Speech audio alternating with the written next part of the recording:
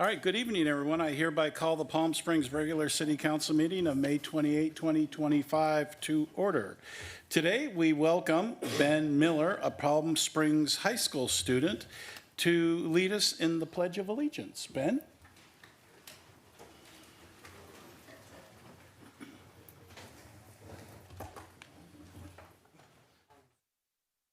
Ben. Right. Okay. Hi, my name is Benjamin Miller. I am a senior at Palm Springs High School. I am proud to have taken part in helping to tutor other students. I've taken part in the Palm Springs Debate Club and am looking forward to going to CSUSB. And now it is my honor to lead the Pledge of Allegiance. Please face the flag, put your hand on your heart, and join me in the Pledge of Allegiance. I pledge allegiance to the flag of the United States of America and to the republic for which it stands, one nation, under God, indivisible, with liberty and justice for all. All right.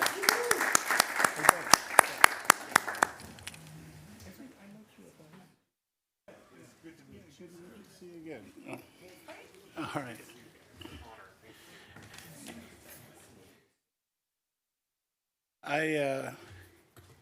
I wasn't sure when I saw Ben's name, but Ben and I met at the Palm Springs High School a number of weeks back, and the principal is very proud of Ben as a student on campus.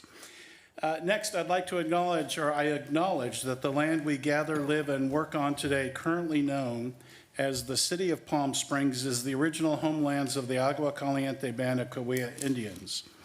The sovereign band of Agua Caliente people have stewarded this land throughout the generations and continue to steward this land for all future generations. We honor and respect the many diverse indigenous people still connected to this land. City Clerk, may we have roll call, please? Let the record reflect that all members are present. And next, we've got a presentation, and to start us off, City Manager. Thank you, Mr. Mayor, members of council. We thought it'd be a very timely and important point in the agenda. Just give the community an update on the horrific events of Saturday, May 17th, and the bombing and intentional act of terrorism that occurred in our city. We've been obviously doing a tremendous amount of work in response, trying to help out however we can, and thanks to all the council members for all your work in leading us through this effort. It's been a very difficult, trying time for everyone involved, and so I wanted to acknowledge that. We want to take just a couple of brief moments this morning. I'm going to ask the fire chief, Lieutenant Mike Villegas from the police department. We have Wayne Olson, who's been doing a lot of work, our Chief Economic Development Officer, and working with businesses, and Amy Blaisdell, our Communications Director, to just take 2 or 3 slides each, just give you and the community an update on what's been going on, what's happened since, and what we can expect to be happening in the future. And I know some of the council members were just recently up in Sacramento and talking about our situation up there, and I'm sure some council members may have some comments as well. So with that, I'd like to turn it over to our fire chief, Paul Alvarado.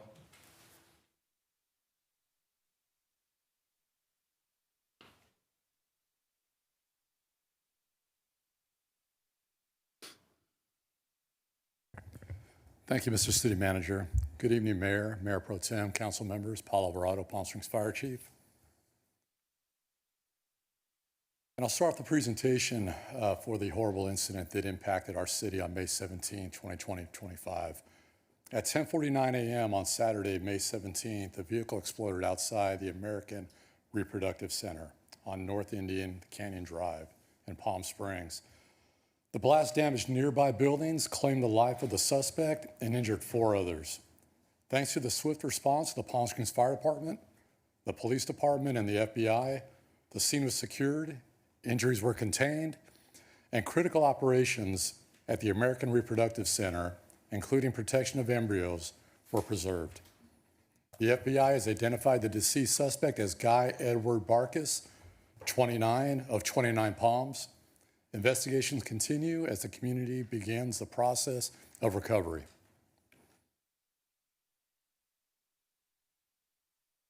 We've had a loud explosion.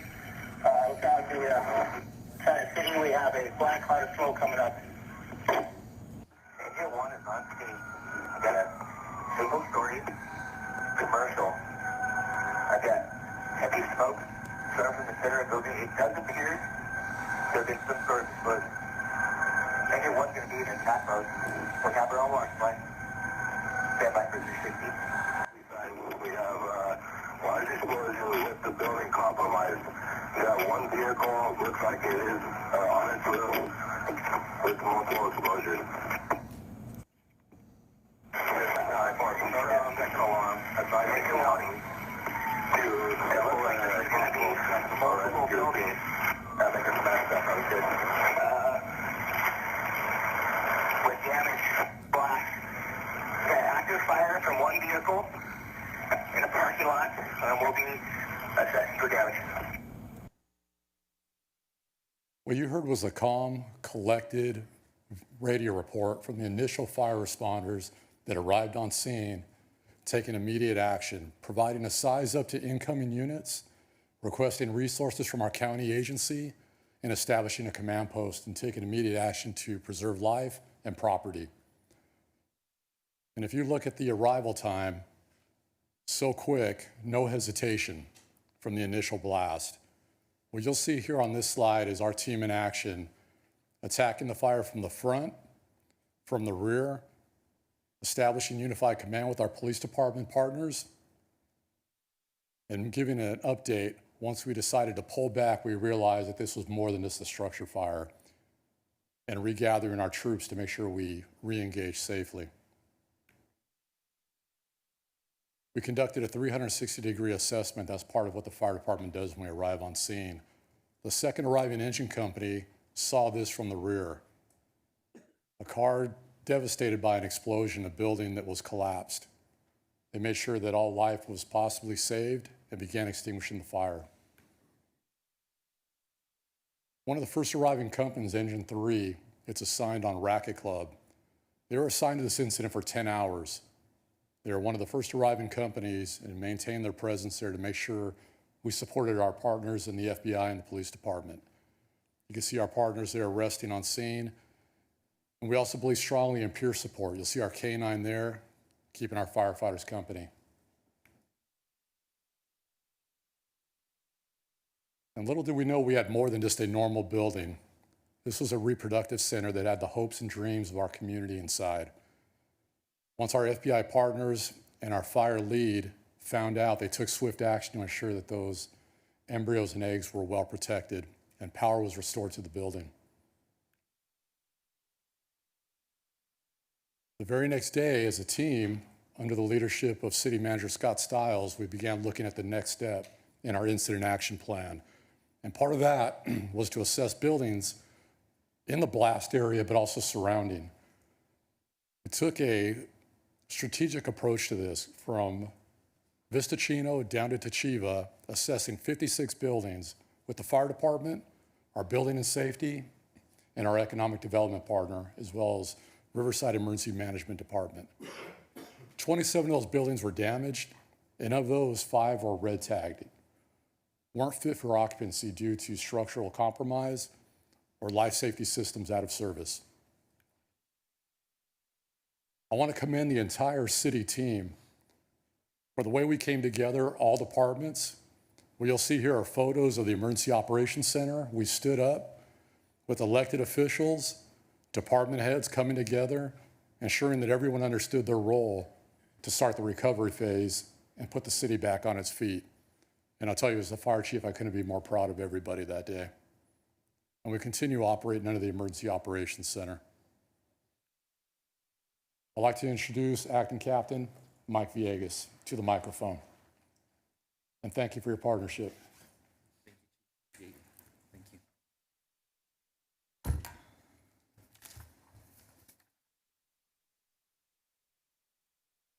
Good evening, Mayor, Mayor Pro Tem, council members, city staff, and our community here. I want to start off by echoing what Chief Alvarado just mentioned. Through this tragedy, we came together as a city and collectively with our fire department, the police department, our surrounding agencies, it was God sent. The work that I was able to witness, not only heroic, but God's will, we overcame this tragedy. And again, I just like to commend us all in our city leadership as well.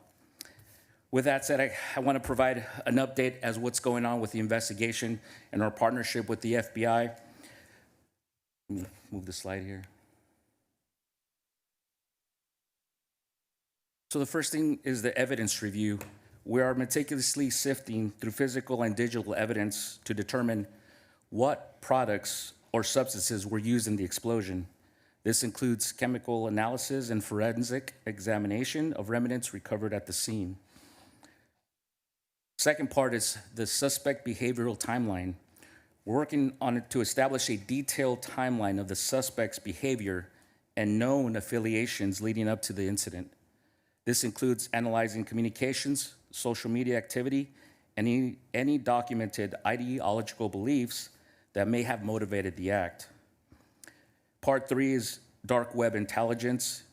In conjunction with federal cybercrime units, we are actively monitoring the dark web forums to identify whether other individuals or groups share the same ideology, and our goal is to detect and disrupt any further potential threats before they escalate.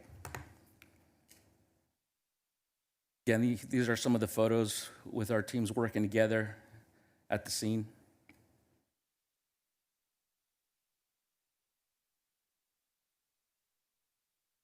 Also like to provide the scene update. As of today, the FBI has returned to the explosion site for further evidence collection and scene analysis. This is a part of a deeper dive into the residual materials. Our department continues to provide overnight security at the site to maintain the integrity of the investigation and prevent tampering or unauthorized access. We've also deployed a surveillance camera to assist with remote monitoring to bolster scene security during off hours. Lastly, earlier this week, Dr. Abdallah and his staff moved all the embryos to a new secure location where he will continue to treat his patients.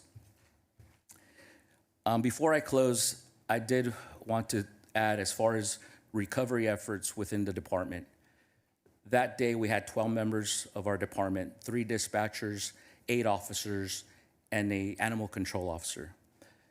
They displayed exemplary service being out there when the explosion happened. Since then, we've had debriefs with that specific team, and we also collaborated with our fire department to have a counseling team debriefed together because it definitely impacted some of our team members emotionally, mentally, and even physically. So this is an ongoing investigation, and we will continue to collaborate closely with FBI and keep you updated as updates come forward. Thank you. Now I'll introduce Wayne Olson.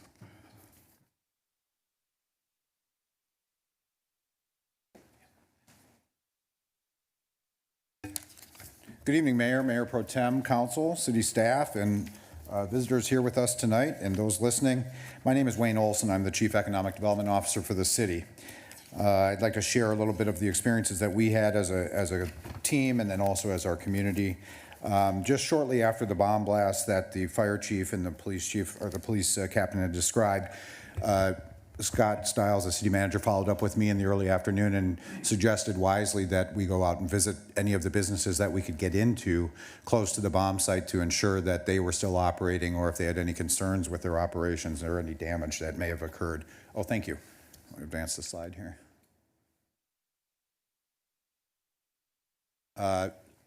What we did Saturday afternoon was to walk the sites where we were available. Obviously, the fire team and the police team had secured many of the businesses that had been damaged, but I was able to visit with several restaurants, several retail locations, several other operations in the city. They were all shaken up, obviously, but will commend our business community in that they continued operations, continued serving our public and maintaining operations throughout what was otherwise a very concerning situation. We worked with Dr. Abdallah's office and several of the team here that are present tonight on the temporary relocation, as the police department described. I contacted all of our local brokerages teams in case we had any need for relocation services. My colleagues in our department delivered economic development newsletters every morning, which updated road closures.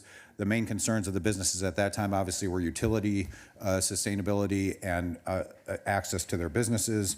We worked with the communications team and our engineering team to try and figure out how we could best accommodate those businesses that still wanted to have ongoing operations. And then since then, we've been researching issues related to insurance and reimbursement. Monday, our staff walked the sites again and visited all of the remaining buildings that we were able to access. And then on Tuesday, we worked with the building department, the county emergency services, our emergency team here, as well as state Cal OES individuals to assess the recovery and damage. We worked with the center to provide counseling services to our community as well as our employers and our employees. Obviously, those close to the bomb site had some issues that they wanted to discuss. And then, of course, connecting area's businesses with all the services that we need to ensure that they continue.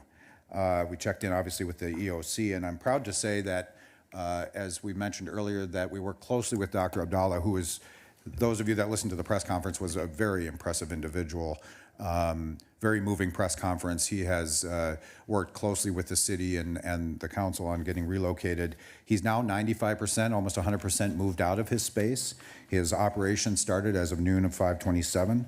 All of the medical office materials and reproductive materials have been moved. Dr. Abdallah is resuming normal operations, which is really incredible given that this is less than a week of assessment. And so it's a testament to both Dr. Abdallah, our council, the city manager, and the team that helped him get to that point. And then I wanted to highlight that a few days after we were working with Dr. Abdallah on his new space, he called and said, "I'm really sorry, but I need an additional 3,000 square feet for my storage." And so we worked closely with Grit Development, who was able to find and secure him 8 months of space for free. So that's a tremendous donation by Grit Development in that behalf. So talked with Dr. Abdallah yesterday. He's up and running and performing the services that our community so needs. I will then turn it over, I believe, to Flynn Fagg of the Planning Department to discuss the disaster overlay. Oh, I'm sorry, to Amy. Excuse me, to Amy. Oh, I was going to discuss this tonight? Flynn, do you want to talk about this? Okay. Happy to jump in here. Thanks, Flynn Fagg, Deputy City Manager. On your consent agenda this evening is an item to create a disaster overlay zone. The purpose in creating this zone is to facilitate the redevelopment of all businesses and properties that were damaged during the explosion. And how we propose to do that is in a number of different ways. Number one, we are going to be adjusting the fees for our building permits, planning entitlements, business licenses, and inspections in order to reduce the barriers for business owners to rebuild their properties. Secondly, we're going to expedite review times for any permits or zoning entitlements. We'll also expedite the issuance of any licenses where a business owner may need to transfer a license temporarily. We'll also expedite inspections for any construction work that is done. And so those are the things that we're proposing to do, again, with the idea that we want to get businesses back up and running as quickly as possible and to reduce the financial barriers for rebuilding. And so that is the purpose of the item that you'll have on your consent agenda this evening. With that, I'll pass it off.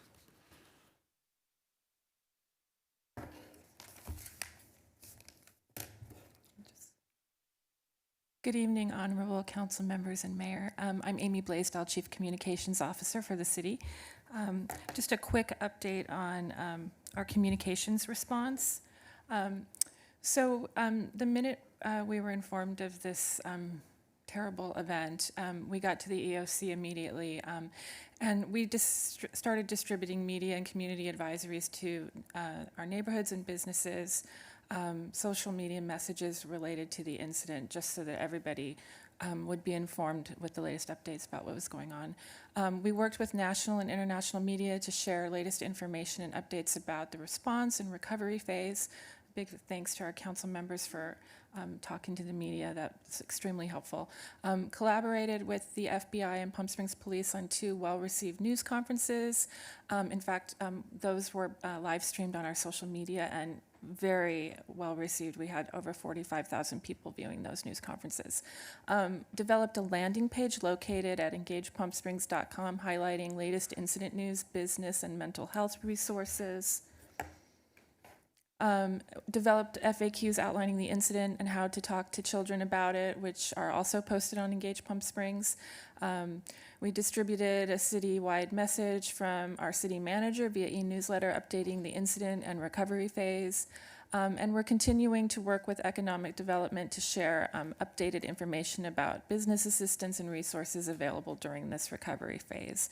And I just want to give a big shout out to my communications team, Denise Goolsby, Kitty Alvarado, and Benji I. They really stepped up during this time. It was an emotional day, and they did an amazing job. And in particular, I want to thank our public safety and the PIOs from Police and Fire, Mike Villegas and Ron Skyberg, who just really stepped up, and we were in constant communication with them, so thank you.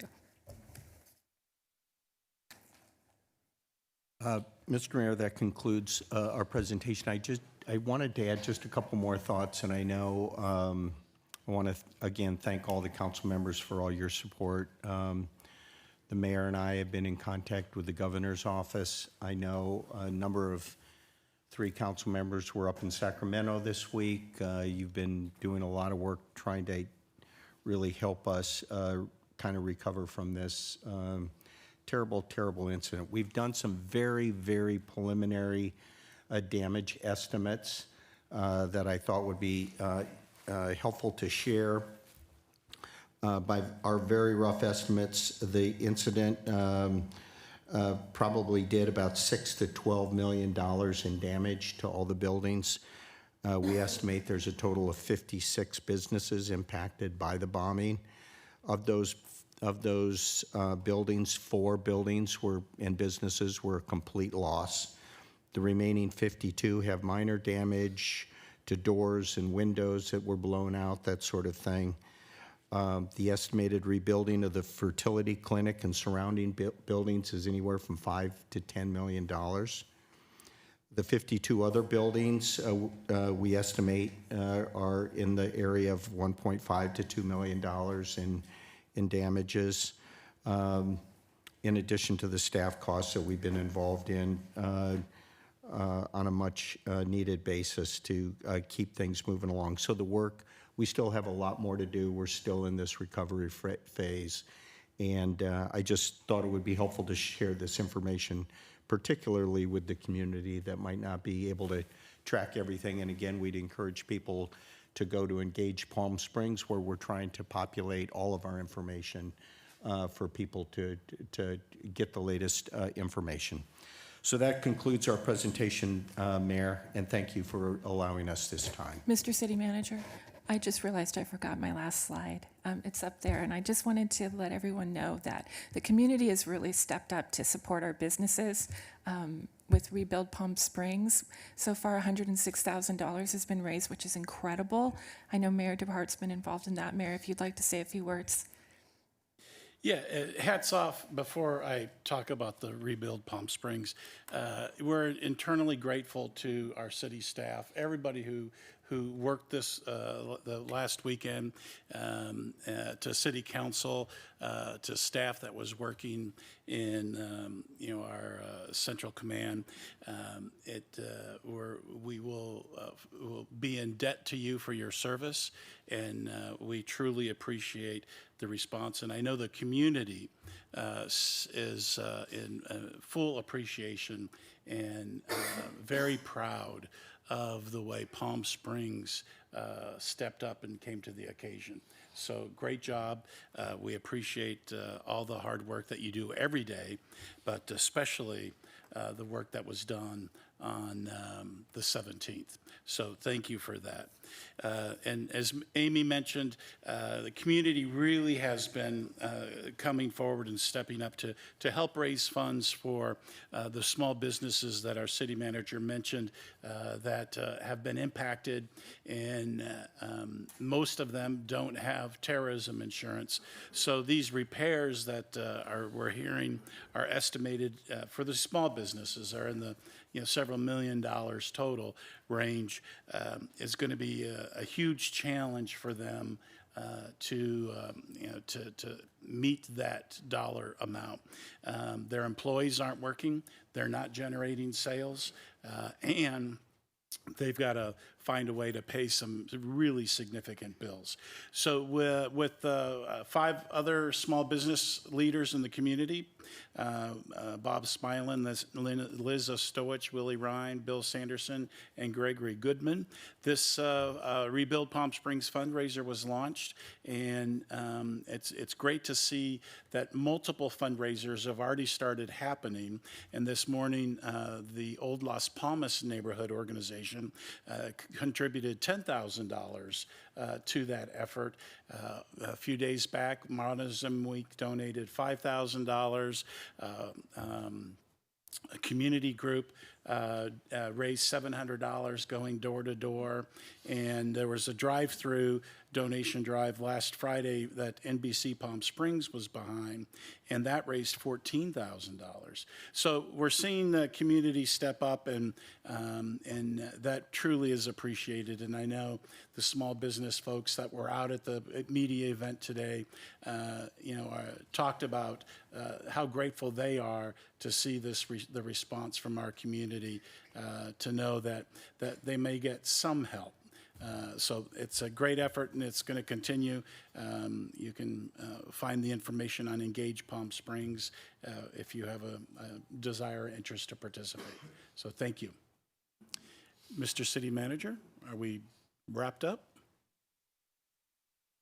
That concludes our presentation. Okay, thank you. Are there any speakers?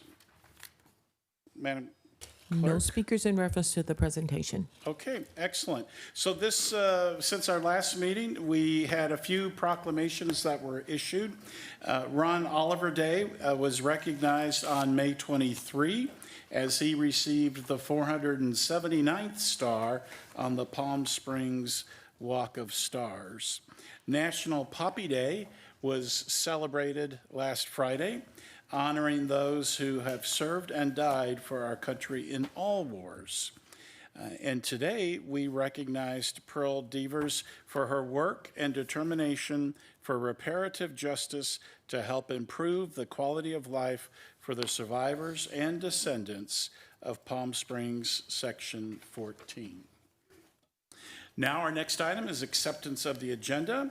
City Council will discuss the order of the agenda, may amend the order, add urgency items, note abstentions or no votes on consent calendar items, or request consent calendar items be removed for a separate discussion. At what point do I say that we're tabling an item? You can include that as part of this motion if you like. Okay, and just for public's awareness, we are tabling item, somebody want to remind me? 2B. 2B. We are tabling item 2B for a date uncertain, and so we'll go back to, we'll look at any request to remove consent calendar items for a separate discussion.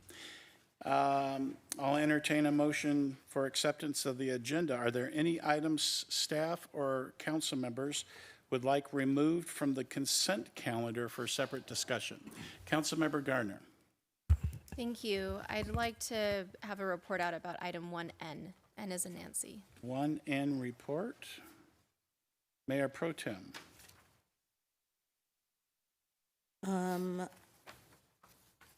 K, P, Q, and R. Q and R. Thank you. Does that take care of it? All right.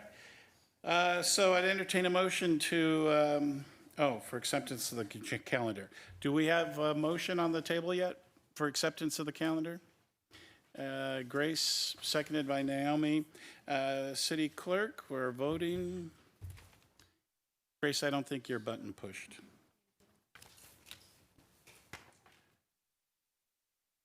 Okay, report of closed session. At this time, I invite our city attorney, Jeff Ballinger, to provide us a report on closed session. Yes, Honorable Mayor, members of the City Council, members of the public, the City Council met in closed session earlier this afternoon to discuss the items that are listed on the agenda, and there's no reportable action.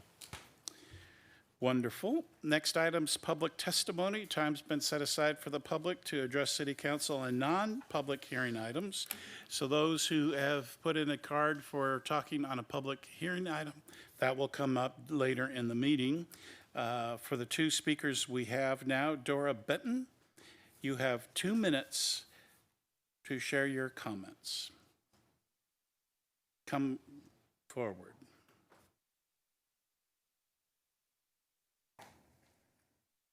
Let us know the item that you'd like to be speaking on, and your 2 minutes starts once you get to the podium. Hello. My name is Dora Benton, and like 6 months ago, I had a bad stroke, and so it's hard sometimes to talk. You're doing good. I'm happy to be there, and I'm talking about the problems that how it helped me a lot. When I had a stroke, I lost everything. I was in the hospital for 6 months ago, and I'm better. I can hardly. I had a problem. I can talk and everything, so I'm trying to be better and like it. I just okay. Okay, take your time. Okay. So they're helping the problems that I am, and I'm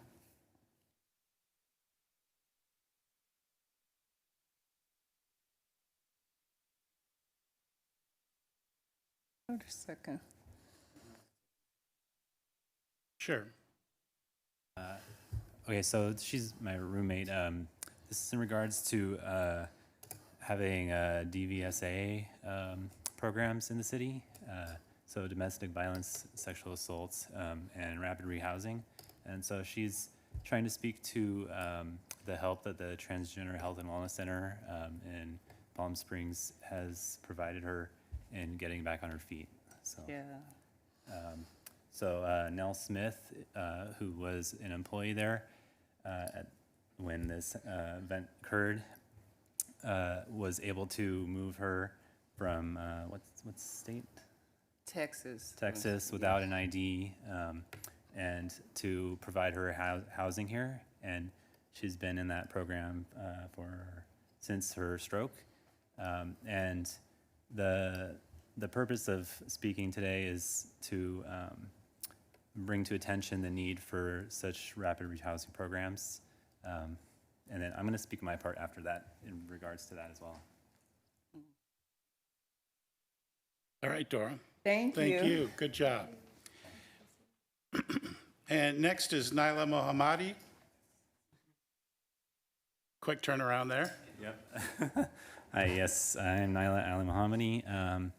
I'm also another trans woman who was helped by the Transgender Health and Wellness Center.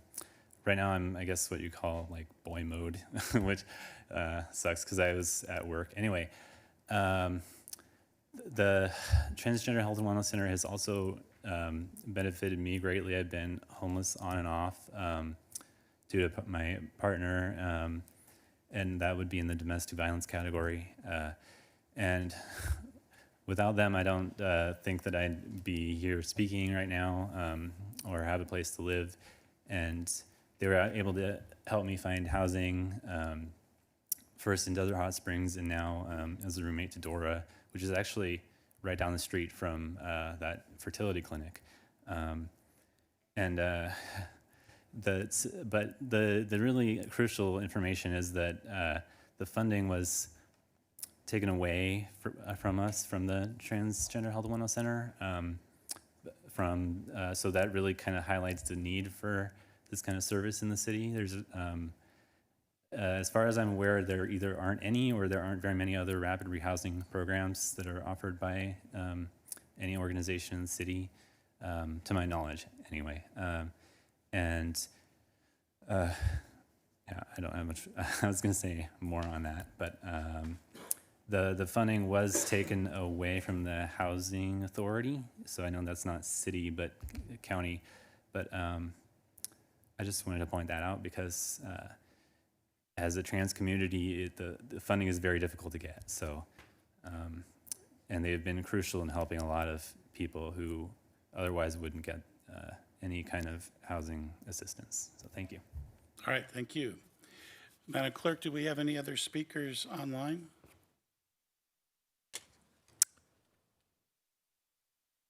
We have any?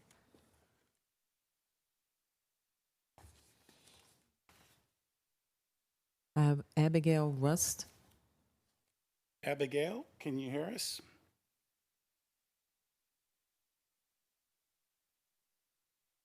Can you hear me? Yes, we can hear you. Oh, great. Thank you for having me. I am here as the applicant in support of item 1L, and I'm simply here for any questions you may have when this comes up in the agenda tonight. All right, thank you. Are there any other speakers on Zoom? No further speakers. All right, excellent. The next item is the consent calendar. I'll entertain a motion to accept the consent calendar with items 1K and P, Q, and R withheld. Councilmember Reddy, seconded by Councilmember Gardner.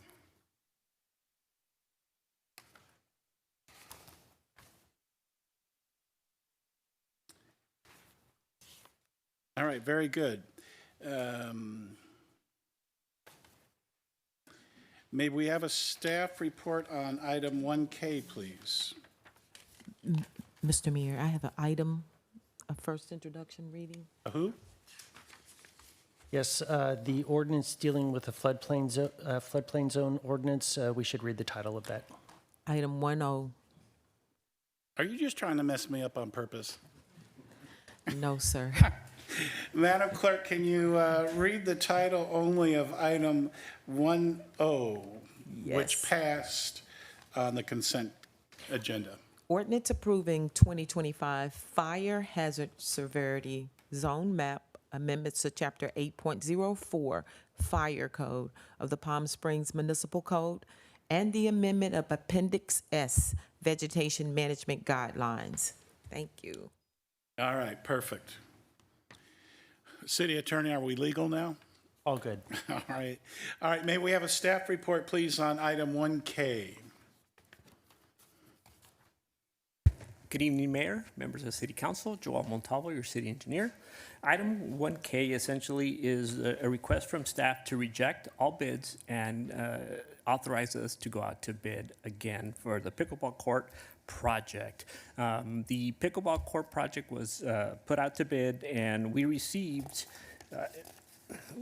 10 bids. The three lowest bidders were in contention. The lowest bidder, unfortunately, had issues with its bid. The second lowest bidder submitted a bid protest, and while we were reviewing the bid protest, we also understood that the second lowest bidder also had issues with its bid, and we weren't going to be able to award, and we had to go down to the third lowest bidder. The swing between the lowest bidder and the highest and the third lowest bidder is around $700,000 plus. So we understood that we should probably pause, relook at the scope, and make sure that we have everything correct, and go out to bid again so that we could make sure that we could bring this project in under budget, within the budget.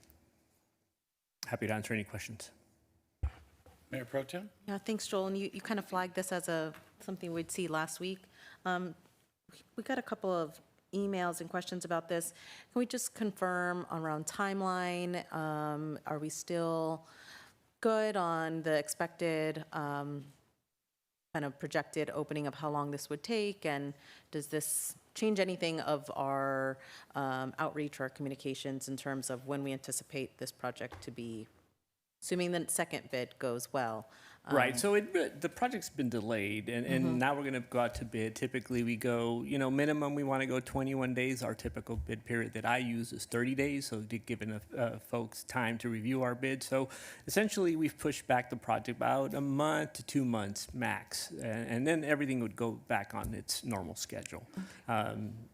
Barring any issues with the next bid, it looks like a lot of folks were interested in this project. The rebid would probably get the same interest, and hopefully they can sharpen their pencils and maybe bring it even lower.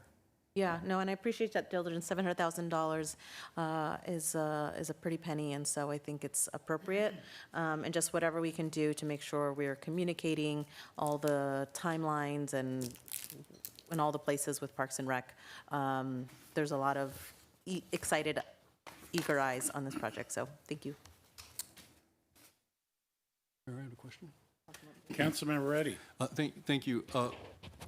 Joel, since you have to do a rebid, and obviously there was, if the bidders 1 and 2 had issues, will you plan on doing a pre-bid conference when you go out to rebid to help clarify any issues as they get closer to the bid date? We could. We've done one, and we could do another one. I don't know that we would provide that much more information. The issues related to the bidders that led to the bid protests were simply following the directions and clear guidelines that we have in our specifications that must be met in order for them to submit a bid. So we make it as easy as possible, but obviously this, went south on us, or it didn't really work. So we could do another pre-bid meeting. I don't know that we would have a lot more information to provide the bidders, but we could certainly do that. So you did do that in the original? We did do a pre-bid. So it was just more they're following the technical? Correct. So maybe it's right, a pre-bid to help them with the technical stuff. I don't know. Yeah, it's unusual you would see two, but I understand your frustration. Thank you. Any other questions? Thank you, Joel. Appreciate that. Is there any other discussion from council? We're good? Okay, do we have a motion? Councilmember Bernstein, seconded by Councilmember Reddy. Excellent. May we have a staff report? Did you want a staff report, Grace, or are you just making comment on N? No, I wanted to. Okay, staff report on 1N, please. Good evening, Mayor Pro Tem, and members of council. Chris Hadwin, Planning Director. This item is a request for a resolution authorizing us to make an application for pro-housing designation from the California Department of Housing and Community Development. This program recognizes jurisdictions that have committed to removing barriers to housing and to furthering affordable housing initiatives. Our initial assessment is that the program will largely credit us for activities that we're already undertaking or that we've committed to, including our recently enacted housing element, updates to the zoning code that are underway, implementation of an inclusionary housing ordinance and a rental registry, and the set-asides for affordable housing that the council implemented in the budget 2 years ago. While we've talked for some time about pursuing the pro-housing designation, we needed to first complete the general plan update that was adopted in January and have a compliant housing element. We also needed to get our first APR into the system, which is the annual progress report you all saw at a recent council meeting. And those were sort of the minimum requirements to even start the process. It's then a score-based process, and so when we're looking through it, we think that we can reach the threshold to qualify us for it, again, based on commitments that we've already made in the housing element and work that's underway. So we'll start to work through that process if council approves the resolution tonight. If successful, the pro-housing designation would give us additional standing and points when applying and qualifying for several funding programs. In addition, it would enable us to seek new funding sources from a dedicated pro-housing incentive program that the state offers only to those jurisdictions that have the pro-housing designation. And for context, in 2024, that program provided $15 million in funding to jurisdictions throughout the city. That money is available to accelerate affordable housing production and preservation in designated cities. The first step in the application process is to receive the resolution authorizing application, which is what's before you tonight. And that will then allow us to complete what is a very detailed application process and file that with HCD. We would intend to do that within the next 4 weeks. Applications are reviewed on a rolling basis, so there's no deadline to it. They have 60 days under their process to do an initial review, but it's often an iterative process given the amount of information that has to go into it and discussions with them. But we feel confident that we have the score and can pursue it. So we would be happy to update council again once we've received the designation, and that concludes my presentation. I'm happy to take questions. We also have our housing coordinator, Ariel Tolfrey-Williams, here in case there's any questions on specific programs that are underway. Councilmember Garner. Thank you. Thank you both so much for your work. So I wanted to pull this just to highlight this for the community because it's really incredible to be able to move forward with this pro-housing designation. And like you stated, Chris, this is already things that we were working towards. It's already things that the city, via staff and council, have been moving towards for so long. And it was only a couple of little things that we had to do to get this designation. And so it just it further shows our commitment. And you know, Councilmember Bernstein and Councilmember Reddy and I were all in Sacramento, largely talking about housing and homelessness just yesterday. And when we met with the Business Consumer Services and Housing Agency, we were talking to them about all of the things that we've done to make sure that we're being a city that is actually moving forward with affordable housing and housing at all income levels, the importance of the Navigation Center, the decrease in the unhoused population since we put in these services, and they were really impressed. And so these types of designations really help us to get more funding. They put us as a model for the entire state, which also opens us up for other opportunities. And I think what I can't stress enough is that this was all because of the support that we have in Palm Springs to do this incredible work. And I'm just really proud to be in a city that is not shying away from all of this. So thank you all for all that you do. It's really incredible the work that our staff puts in to make all of this happen, especially when we have very big ideas for things. So thank you both, and I hope that we can celebrate this designation very soon. Councilmember Bernstein. I just wanted to echo really what Councilmember Garner said and to thank everybody. When we did go to Sacramento, we kept going off the list of programs and talking about the future ones planned with the land trust, with first-time homeowners. We talked about our tenant relief program, our continuum of care, our new affordable housing designation areas that we've looked at, and it's really quite extensive, and it was impressive. And this goes back several councils who really have pushed this effort, and this council as well, and especially our staff who really, you really made a lot of this work, and you really figured out how to get these programs going. So I just wanted to thank you as well for all, and the rest of the housing department on everything that they've done. So thank you. Any other questions from council? Okay, I will entertain a motion to adopt the resolution and direct staff to submit the application to HCD.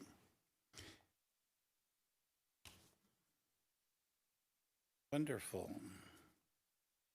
Next, may we have a staff report on item 1P?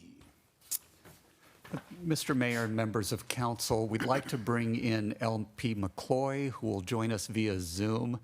She's joining us from the UK, so there might be some issues with the connection.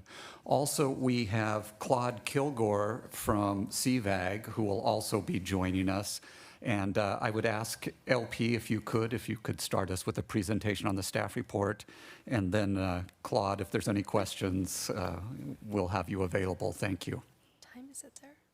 Absolutely. Hello, council members. Nice to see everyone. Sorry to not be in person with you this evening. I'm going to kick us off really quickly with a brief summary of the item before you this evening, which is supporting the city as a guarantor, or the city serving as the guarantor for DCE's expansion of its line of credit with River City Bank to increase it to $20 million. I'm just going to give a brief procedural background, and then I'm going to actually hand it over to Claude, who is the expert on this matter. So the city has served as the guarantor for this line of credit for the past couple of years. It has slowly increased in value over time as DCE's financial performance increases, the amounts of transactions that they're doing increases, and it serves as an important part of DCE's financial tool set to allow them to expand their investment grade credit rating and be able to be nimble when they're providing, when they're securing power for Palm Springs residents. So with that, I'm going to turn it over to Claude, who is part of the CVAG team, but serves, because CVAG is the staff for DCE, serves as the financial lead for Desert Community Energy. So Claude, I'll hand it over to you to give a brief summary of the item before the council today. Sure. Thank you, LP, Mayor DeHart, Mayor Pro Tem Soto for pulling the item, and council members, including Councilwoman Bernstein, who is the chair of the board of directors for Desert Community Energy. I just want to briefly touch about the financial stability of DCE, as well as the reasons that we're asking for this increase. On that financial stability front, I think it's important to note that DCE has not drawn on the line of credit since February 2023, and as of just today, it has over $27 million liquid cash in the bank, which is more than what this increase would be, demonstrating that DCE would be fully capable of paying any advances back to the bank. On top of that, LP mentioned we've had some great support from the city with its excellent credit quality over the years, and DCE's net position, I was looking at this earlier today, has actually increased by over 700% since that initial support from the city, from $5 million to $36 million as of March 31st. And most keyly, LP mentioned that the rating agency, Standard & Poor's Global Rating, has recently issued DCE investment grade credit rating. I'll take a pause there and just want to then hit three reasons that we're asking for this increase, and I'll start kind of building to the most important one, I think, at least at the end here. So first, it's going to help DCE secure and continue to secure long-term power agreements, several of which have been orchestrated right within the city of Palm Springs. I know many council members were at that signing ceremony at the wind turbines for the Phoenix project, and these this line of credit can be used as collateral for some of the requirements that we have when we go to procure those items. We can get a standby letter of credit, actually. Additionally, the increased amount will support DCE's continued operations and financial stability, because if you think about it, if we're able to issue a standby letter of credit, we can take the cash that we used to post and get a return in the market, as opposed to having that tied up for collateral. And finally, as a finance guy, really important to me to maintain our liquidity ratios, DCE's liquidity ratios, and committed lines of credit, and increasing that amount to the $20 million, play in strong favor with the rating agencies. You can think of it much like your own personal credit score. The more access to credit you have, the better your score is going to be. So the same concepts apply to DC in that way, and those were the items that I wanted to highlight on top of what LP mentioned. This will help us better negotiate with counterparties to procure long-term procurement of sustainable resources and help reduce greenhouse gas emissions in the city of Palm Springs. So we're open to take any further questions at this time. All right, do we have council or questions from council? Yes. Mayor Pro Tem. Thanks, LP and Claude. LP, I don't even know what time it is over there. Thank you for being here to answer my questions, and Claude for kind of the very technical question or feedback. A few questions. I was just kind of looking a little bit at the history, and again, kind of as one of the newer council members, it's always helpful to kind of share the narrative. So February 2022, the guarantee agreement was at 8 million. And then in June, it went up to 13 million. And I just want to make sure can you share a little bit about the 20 million increase now? And if we feel, how confident you feel that that increase would be sufficient? Yes, I think that is a sufficient amount, and it will play strongly into the liquidity ratios. So kind of hitting at what you're asking, I think, of why maybe the increase went from 8 to 13. There were some requirements that were being brought about through financial security requirements from Southern California Edison. So we actually didn't end up using that amount. And at one point that was supposed to be about $5 million. We just got new numbers in a filing that SCE did recently, and they're looking to maintain that in the $147,000 range as far as we know now. So we're not seeing a reason to ask for more than the 20 million at this time. Okay, great. And if there, ideally, more cities, more municipalities are interested in also having clean energy like Palm Springs, if that that financial liquidity need increases, that would be shared among other cities participating in this, right? That would kind of be a shared responsibility? That's right. As that DCE's customers and what we call the load that we serve is really the demand for the electricity. It only goes to the City of Palm Springs residents right now. So any type of other city coming into or jurisdiction coming in to take load would have to play into those calculations, and that would be a whole separate thing, and it would be sorted out. In fact, I don't think another city could come in there's a long lead time with the CPUC before Palm Desert, for example, could join. So I think the earliest they could join might be even after this renewal term that we're discussing now. Oh, interesting. Okay, all right, that's helpful. Hopefully we can have some neighboring cities and other just participate in this. I think it's important, but I do think I want to make sure that what we are agreeing to is reflective of the true need of DC's financial solvency and requirements. And so if that could be, that the 12 million is sufficient, and if it's needed, however we can make sure that that's reflective of everyone who's on that load, that would be great. But thank you both for being here, and especially from the UK LP. Thank you so much. Any other questions from council? Councilmember Bernstein and the new board director. Yes, actually, that was, it's been a few months. So yes, I am the DC board chair, so I just wanted to answer also in terms of fiscal oversight. So I saw this resolution already, and I see the quarterly statements for DCE, and I will know, when anything is, if this is ever drawn upon, and can always report it to council. So, so this is not something that goes unchecked by the City of Palm Springs. Thank you. Councilmember Reddy.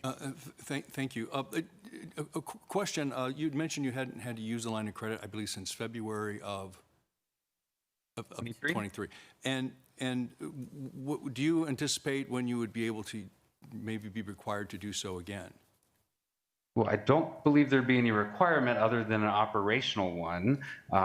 So the first thing that I could think we would try to do is actually get the bank to issue a standby letter of credit, which would take place of some collateral we have currently out there. So by getting the bank to issue that standby letter of credit to counterparties, we could then take that cash and invest it in the market at a higher rate, and even more improve the financial stability of DCE.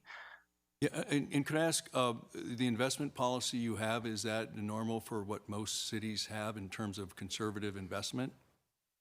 Yes, absolutely is. It follows all California code, and we mirrored, I believe it was a mix of the city of Palm Springs and Palm Desert investment policies at that time. So when we say any type of investments, right now we're invested in probably less items, opportunities than the city is. So we're in the LAIF, which is run by the state treasurer, and we're in the California Asset Management Program, CAMP.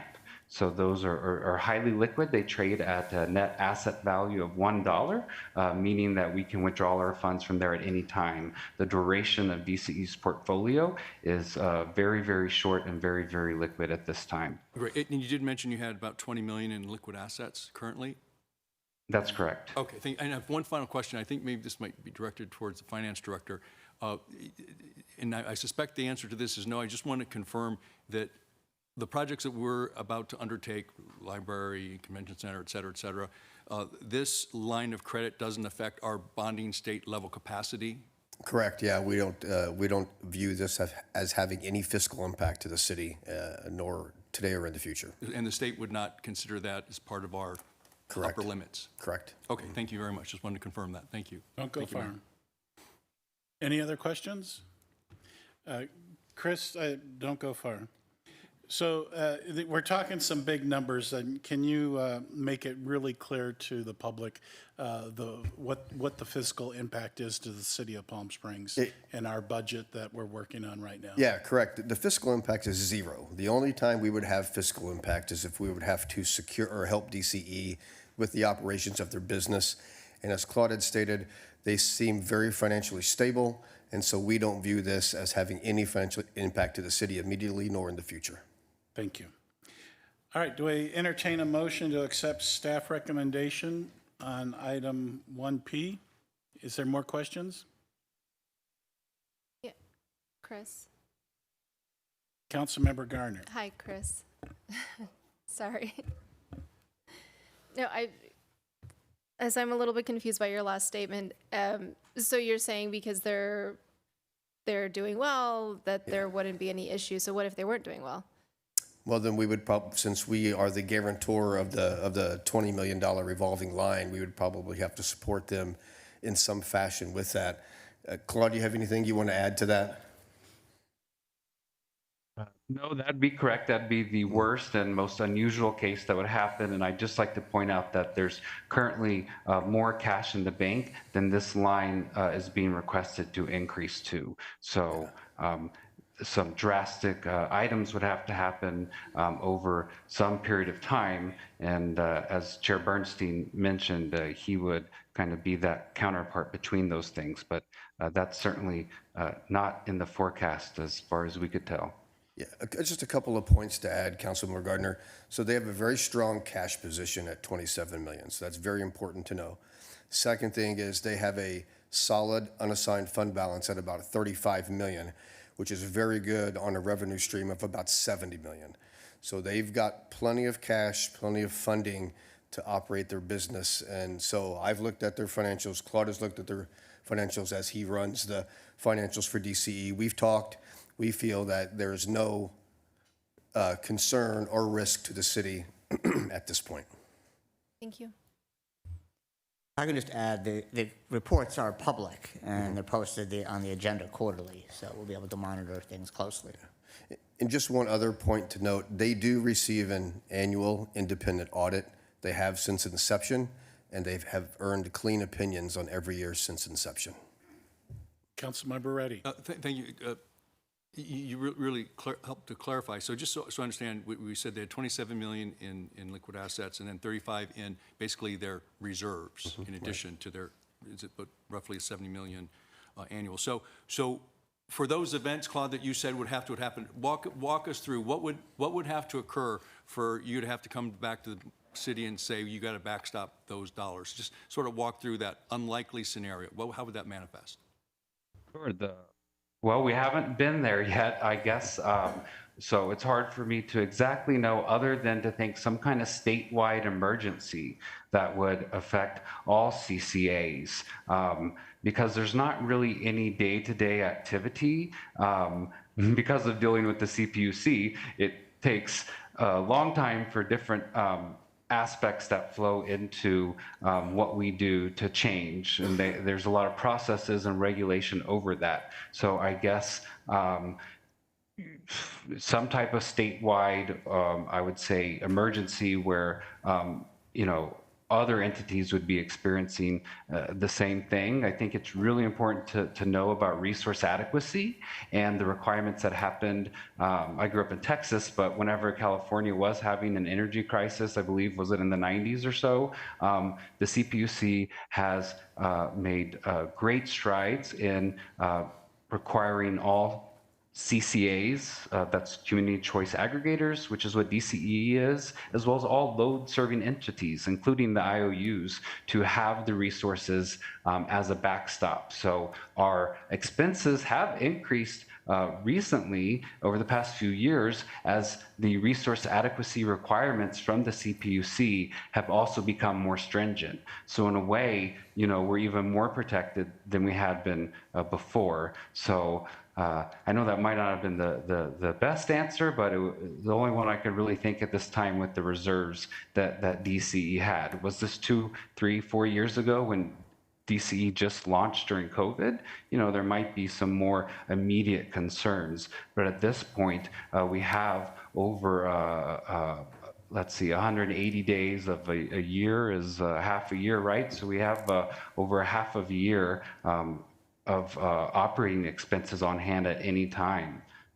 All right, so Claude, no, you explained that well. So just to kind of sum this up, for these catastrophic events to occur, you know, and there's several scenarios, but in theory, because of your liquidity and unreserved balance, ultimately we'd be able to probably wind down the CCA if you had to and pay all the obligations and then be done with it before you would have to basically ask the city for a bailout.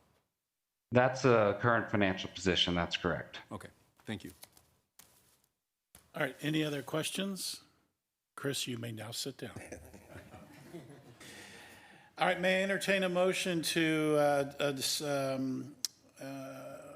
accept staff recommendation for item 1P? Councilmember Bernstein, seconded by?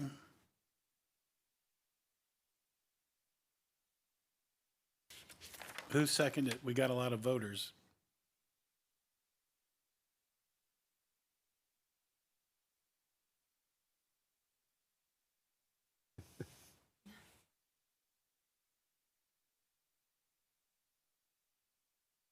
Are you trying, are we trying to put a second? Oh, you are second? No, we don't have a second. So who seconded the motion? Council Gardner seconded the motion. All voted. All right, wonderful. May we have a staff report on item 1Q, please? Mr. Mayor and members of council, item 1Q is a request to create a disaster overlay district. As we discussed in our presentation to you earlier, the purpose of this is to help the businesses and properties that were impacted by this horrible event. How we intend to do that, as I had mentioned, is to adjust the fees so that they're more affordable for businesses, to expedite review times, expedite inspections, issuance of licenses. And so those are the purposes of creating this special district. There are two additional things I would like to just discuss with you briefly. First of all is relative to the time frame that this district would be in effect. What we're proposing is a 6-month time frame for this district, and then after that point in time, it will sunset. The reason for that is we believe that the vast majority of damage will be repaired by that date. There's a couple of exceptions, and in those situations, what we will do is we'll go ahead and file any applications for those businesses or have the property owner file those applications and then hold them until they're ready to submit that. We also have the ability to extend that further if we feel that that would be more beneficial to do so, to further out into the future, and we would do that by bringing this item back to the City Council. The second thing is relative to the boundaries of the district itself. We used the survey that was completed by our fire and building teams relative to the buildings that have experienced damage. And we went a couple of properties outside of those to make sure that we would encompass anyone who might have experienced damage. However, I learned this morning that there is at least one more property outside that has experienced some damage. So with the sufferance of the City Council, what I would like to do is extend my boundaries out several more properties, both north, east, south, and west, just to make sure I encompass everything. It's not always easy from the inspections that we completed to make sure we got all of the properties that were damaged, and it may be that some property owners discover some damage a couple of weeks out into the future. So with that, I would request that one minor modification to extend the boundaries of that. That concludes my report to you, and I'm happy to answer any questions you might have about the creation of this overlay zone. Questions from council? Mayor Pro Tem. Thanks, Flynn, for getting this together so quickly. And really, I just wanted to highlight this to the community as to all the different actions that our city staff is doing to be able to support our business community. The other thing I would just, something to consider, there are quite a bit of medical offices that are part of this business zone. They are businesses as well and have licensure requirements that might be necessary for either displacement, but even just sometimes improvements and changing of the building. So just to kind of keep that in mind as well of some of the permitting and paperwork that might be required. It's beyond just the structural improvements, but the ability to be able to practice in all those different medical practices. So it is hotels, it is restaurants, and it's also people who are trying to see their patients. So thank you. Any other questions from council? All right, I'll entertain a motion to adopt resolution establishing disaster overlay zone with the modification extending the boundaries each direction by several, how did you define it? Several houses? Several properties, Several yes. properties in each direction.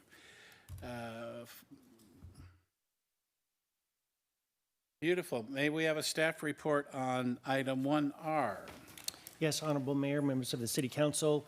Agenda item R provides the City Council with an opportunity to consider approving a letter of interest that would allow city staff and the city's financial consultant as well as the City Attorney's Office to further pursue a funding opportunity for the city's historic Plaza Theater through the use of federal historic tax credit financing.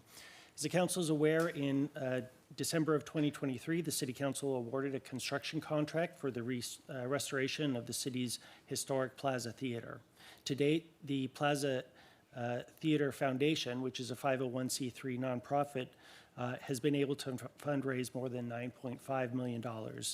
The foundation has also committed to providing $24 million in fundraising with the additional $10 million to be paid back to the city over time. As part of these fundraising efforts, the foundation has been very active in exploring other fundraising possibilities, including, as it pertains to tonight's agenda item, using federal historic tax credit financing to raise revenue. To that end, the foundation has engaged consultants and legal counsel who possess specialized expertise in historic tax credit financing. The discussions have progressed to a point where, in order to further pursue those funding opportunities, the accompanying letter of interest must be entered into by the city and the foundation as described below.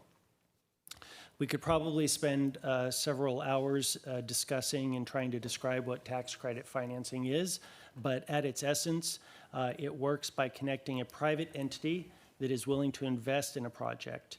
In exchange for this investment in the project by the private entity, that private entity receives credits against their tax obligations, in this case, their federal tax obligations. The proposed tax credit financing for the theater is being facilitated by an organization, a nonprofit, National Trust Community Investment Corporation.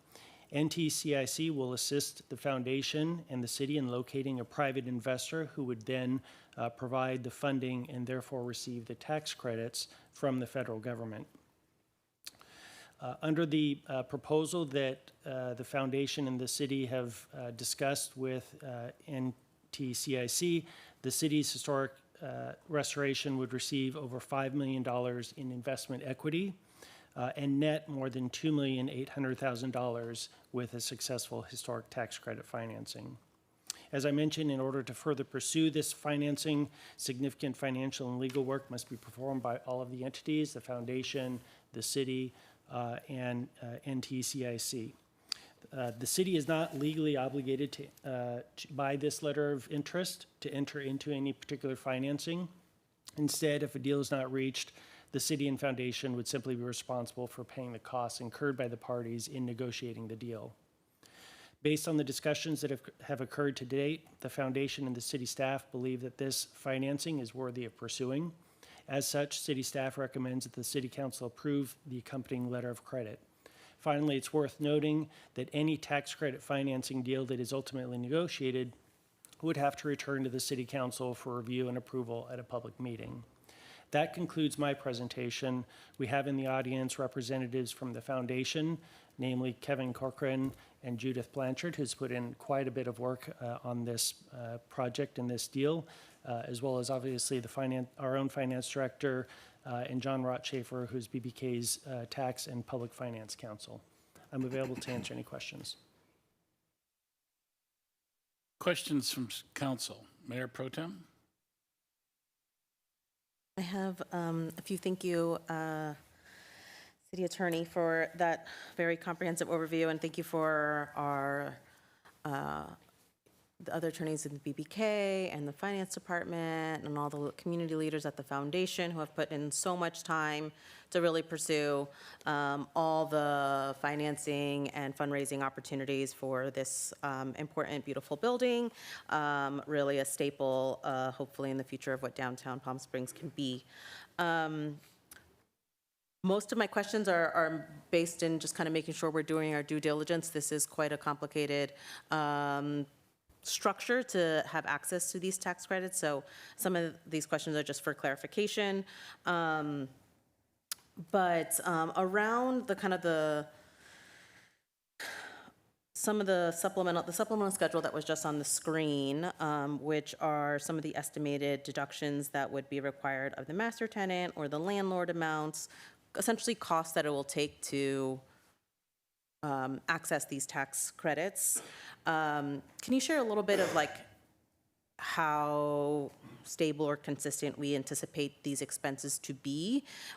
Is the 2.8 the minimum we'll get at the end?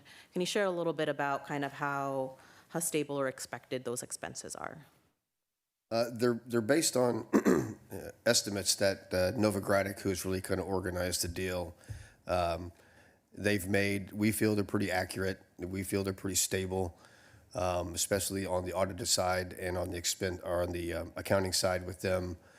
So we feel they've went over this with us several occasions, several instances. So we feel the estimate of expenses is accurate at this point. And anything by some surprise chance, some of these expenses are less, that's just added to our 2.8, or could that be captured anywhere else? Yeah, correct. If we fall in underneath the estimated expenses, that'll fall to the bottom line, and the city should receive that net benefit. And there is a withholding as part of it to make sure that it is kind of operationally sound, right? And so that would be kind of part of those withholdings. The way I understand the deal, and the experts in the room can correct me if I'm wrong, is there's 3 distributions that the investor will make. Of those 3 distributions, within 18 months of the origination of the deal, the city will receive $2.5 million. And that's important because the city receives $2.5 million essentially before the deal is done within 5 years. We receive that money.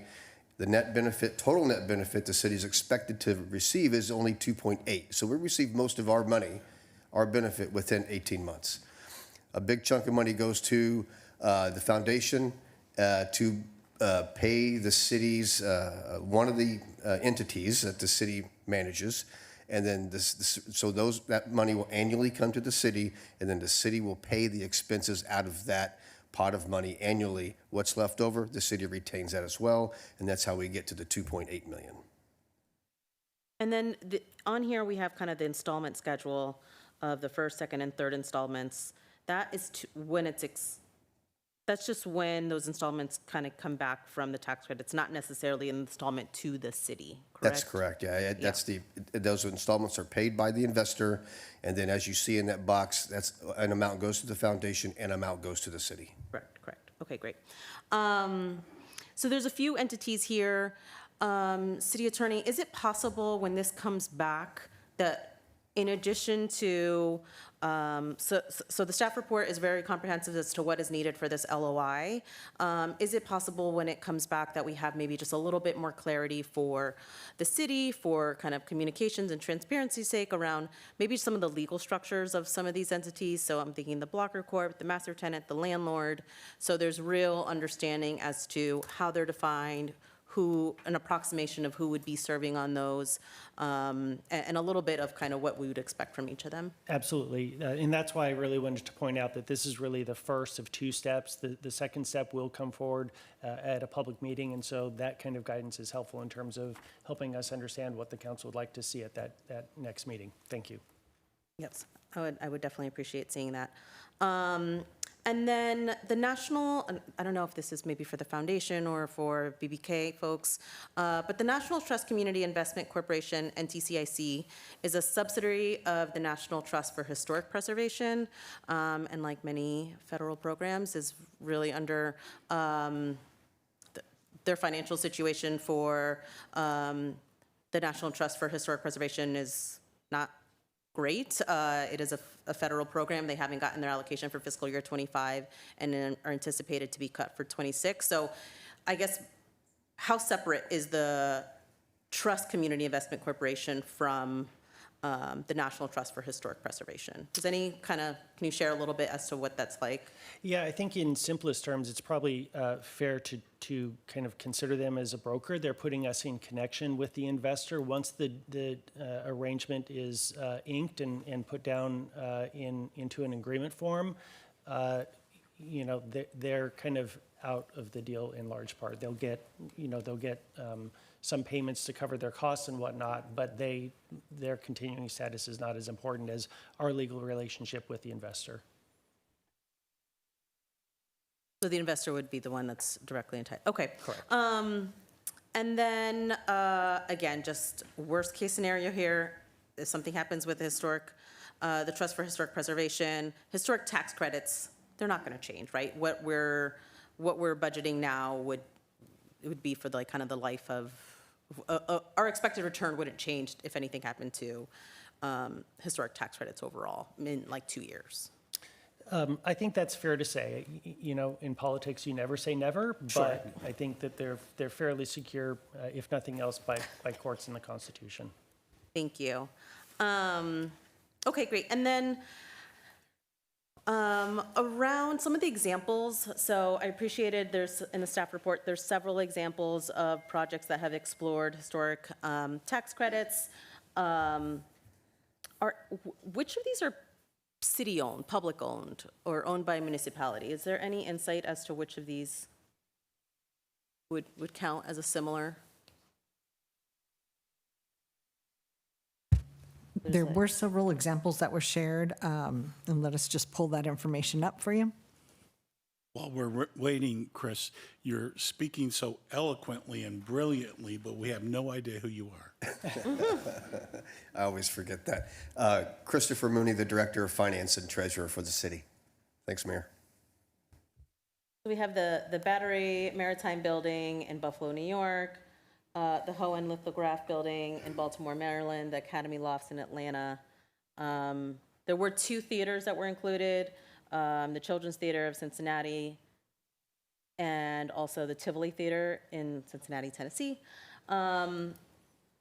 If I may, Mayor. I don't know any of those are publicly owned, yeah. We received some information also from a BBK partner, John Ross Schaefer, about some research he did on tax credit deals, and the College of the Desert has done 2 for facilities in Indio. There are New Markets tax credits, but tax credits Kind are of similar. similarly structured deals.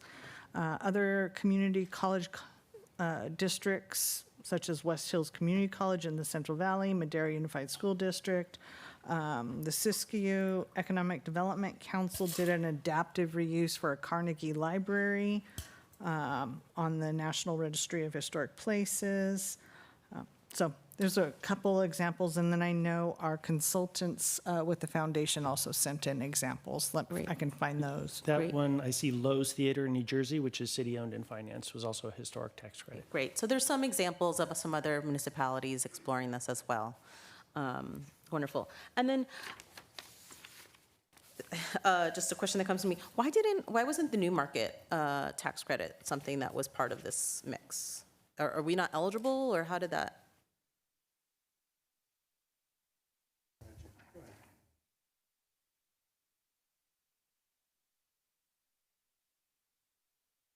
We have another expert running to the podium. And staff. My name's Judy Blanchard. I'm on the board of the foundation for the Plaza Theater. We initially took advice from a number of consultants about whether to pursue historic tax credits or new market tax credits, or whether to try to do both. We knew we were immediately eligible with no questions asked once we got National Park Service approval for the historic tax credits. We were advised that it would be even more complex for us to pursue new market credits, especially in addition to the complexity of the historic tax credits. And in addition, there's a provision with the new markets that's a but for this money, you wouldn't be able to do the project. And the concern was, frankly, that City Council had fronted up the money. I mean, you all paid for the construction up front. So it was, there was concern whether legally we could pursue that, in addition to adding complexity on top of complexity, because there's 2 different structures that would be required for new markets in addition to historic.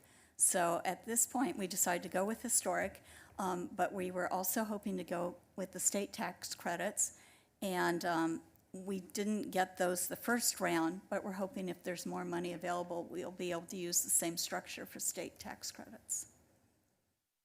Yeah, more complexity would be a lot harder. Well, So yeah. but I appreciate the diligence of exploring exactly what is available, what is likely, so we can make sure. Yeah, well, I mean, we talked to a number of consultants about this, and they said, you're pursuing historic tax credits. That's going to be complex enough. If you're going to overlay that with new market, it's just going to be out, it's even going to be more complex than what you're pursuing. Okay, great, thank you. Thanks, Chris, and thanks, Judy. And I think there's so much support and excitement for this project. It is such a significant investment, and so I think making sure this is as plain language as possible is really, really important for community transparency. So if we can have that when it comes back, just some more of that description of the structure, the pass-through, and the legal structures of the entities themselves, that would be great. Other questions? Councilmember Reddy. Thank you, Mayor. A question, and is John here? My partner, John Ross Schaefer, is here in the audience. And the expert from BB&K Yep. on this deal. So thank you for being here. I do have a couple questions for you, if maybe you could come to the podium. And I do want to thank the board, the foundation board of the Plaza Theater. This is a very creative idea, and I know what you just explained, how you weighed the 2 different types and you knew sort of the complexities, and so it's a good way to get the city back a portion of its dollars. So I commend you on that. So that being said, if I might interrupt, just so you know who I am. Evening, Mayor and Mayor Pro Tem and members of the council. My name's John Ross Schaefer. I'm a partner at BBK. I work with with Jeff and have been reviewing the documents for this transaction. And thank you for being here tonight, because this is a deal, why would any city ever do this sort of deal until there's a reason to do it? So that's why I need you to clarify a couple things, so I appreciate you doing it. The first question is, this property is encumbered through the former redevelopment agency of the state. It was deeded to the city with the proviso, and the important proviso that it has to remain a city asset and used for a theater. So as part of this process, we have to transfer it to a private entity. And could you just confirm on the record that you had stated earlier that there's no problem with state RDA law on that issue? That's correct. It's for federal tax purposes that we are transferring tax ownership to a private entity. That's done under a long-term lease. The title to the theater will not transfer out, so it'll still remain a city asset. It will just be encumbered with a long-term lease, then that again will be leased out to another entity. It's the complicated structure, but it all involves leases and operating agreements and no transfer of title. Okay, great. Thank you for clarifying that. And I understand, obviously, the city gets approximately their 2.5. I didn't realize they got it up front, so Chris, thanks for that clarification. So that's good. The 2.3 that goes to the entity, and that's ultimately that's paying the property taxes and the expenses. Is that also what's paying the $600,000 closing costs? Where is that being funded? Yes, that comes out of the tax credit payment, the first installment. Okay, great, thank you. Now, the other thing is, if in fact, this is a letter of intent. If either the city or the investor, we don't get to the second phase, what's at risk there, and how much is the city's and how much is the foundation's cost? What's the worst case scenario we lose if we don't do the deal finally, approximately? Well, under the letter of interest, it's both the foundation's and the city's obligation to pay the costs of the investor in putting the review together. So that is paying their consultants, their lawyers and accountants as they review the structure and the financial reports of the city. They expect that would not exceed $100,000. Okay, and vice versa, if they backed out of the deal, they'd have to pay our costs? No. Interesting. Yes. Did you negotiate that deal? No, I didn't. They are a bank, they are a lender. Oh, yeah, that. Okay. Yeah, some things only go one way with Okay, them. understand. All right, I'm not going to push you on that one. All right, a couple of final questions. Thank you. So the one thing that sort of raised a question for me, so no other California cities have done this before? Can I Yeah, caveat that? please, Because please. after, Yes, this please, afternoon caveat. before I came out, I did a little bit of research and found that the city of Wairika did a new money tax credit transaction for a historic library building Great, within I'm the glad to hear city. that. It was a city building.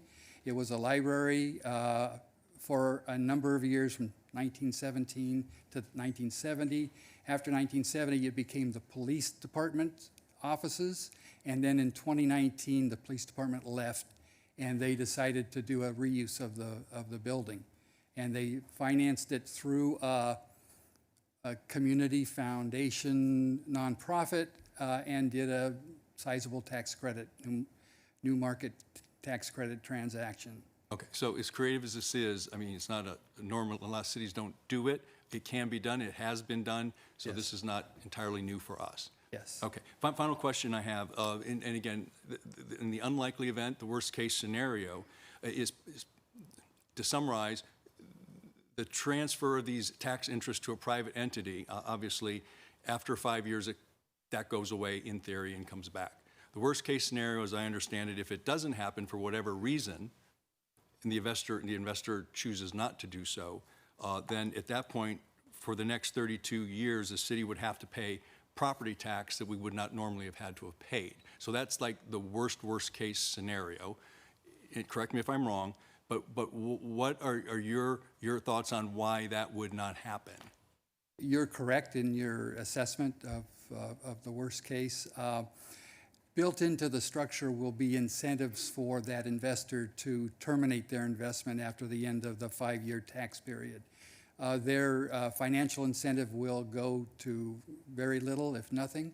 And these transactions are structured in the market with the understanding that these investors are involved for a limited period of time, and after their tax compliance periods expire, they uniformly leave the transaction. If one were not to, they would suffer reputational risk that would probably keep them from being involved in future tax credit transactions. And since this trust that does most of their activity involves tax credits of one form or another, they would not be able to access that market. Okay, so if reputational risk may not be their concern, if they're making significant money off owning a theater in Palm Springs that the city has to pay taxes on, So they won't be making significant money. They will Okay, tell me, why not? because their interest in the cash flow reduces to 1%.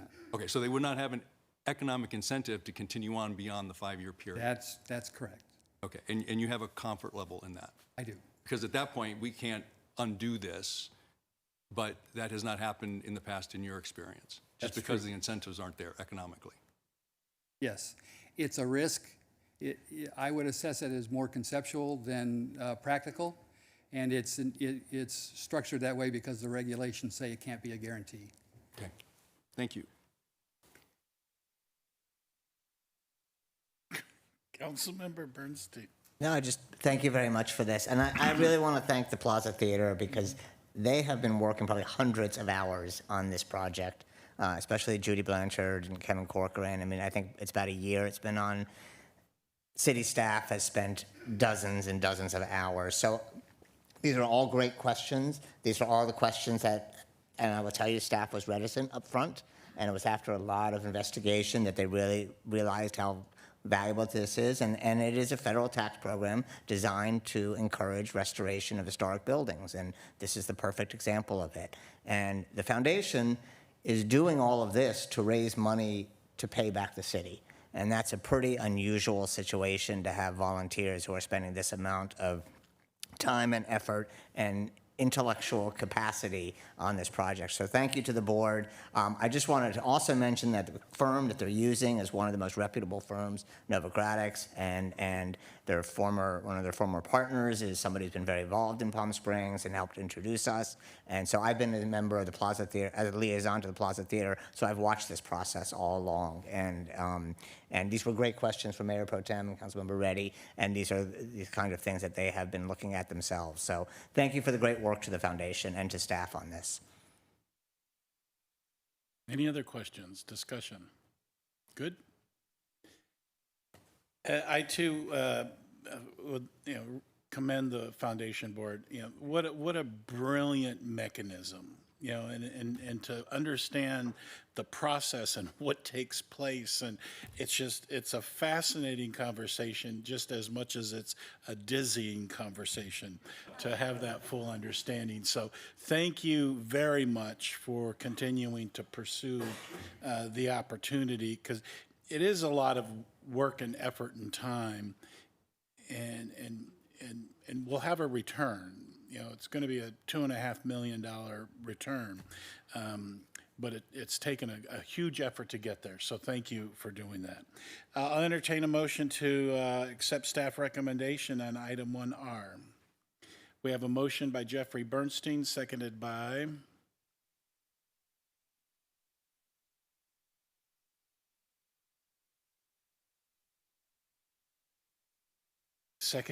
the mayor. All in favor? Vote. Okay, beautiful.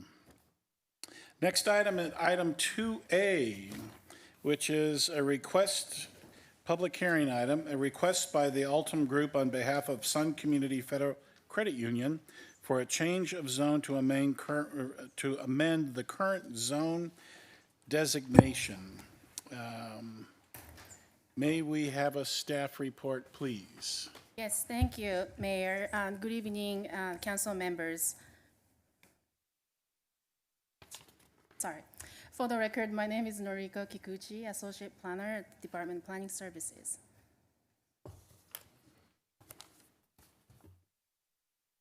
Okay. The project in front of you tonight is a change of zone application for Sun Community Federal Credit Union. And the applicant is proposing the development of a new bank at the parcel which is located at the corner of East Palm Canyon and the South Calle Santa Cruz. The size of the lot is approximately 1 acre and currently vacant. And the proposed site design includes a commercial building in addition to drive-through ATM, new parking, landscape, and trash enclosure. The site's zoning designation is a professional today. And in this professional zone, freestanding banks are not allowed. And for this reason, the applicant is requesting a change of zone to change the site's the zoning designation from professional to service manufacturing, which is M1. Multiple applications are being involved in this project, and on April 22nd, the Planning Commission reviewed a proposal and approved major development permit and a conditional use permit applications, and recommended approval of the change of zone application to the City Council. If the Council decides to approve this application tonight, the project will move to the Architecture Review Committee for architectural review. The project site is located to city-owned parcels on its north and east side. And due to the site's proximity to the airport, this project is subject to review and approval by the Riverside County Airport Land Use Commission, also known as ALAC. ALAC has reviewed this proposal and has determined that the proposed project is conditionally consistent with the Palm Springs International Airport Land Use Comparability Plan. As the staff mentioned, the applicant is proposing to change the current site's zoning designation from professional to the service manufacturing, which is M1. In the professional zone, professional offices are permitted by right. However, the freestanding banks are not allowed.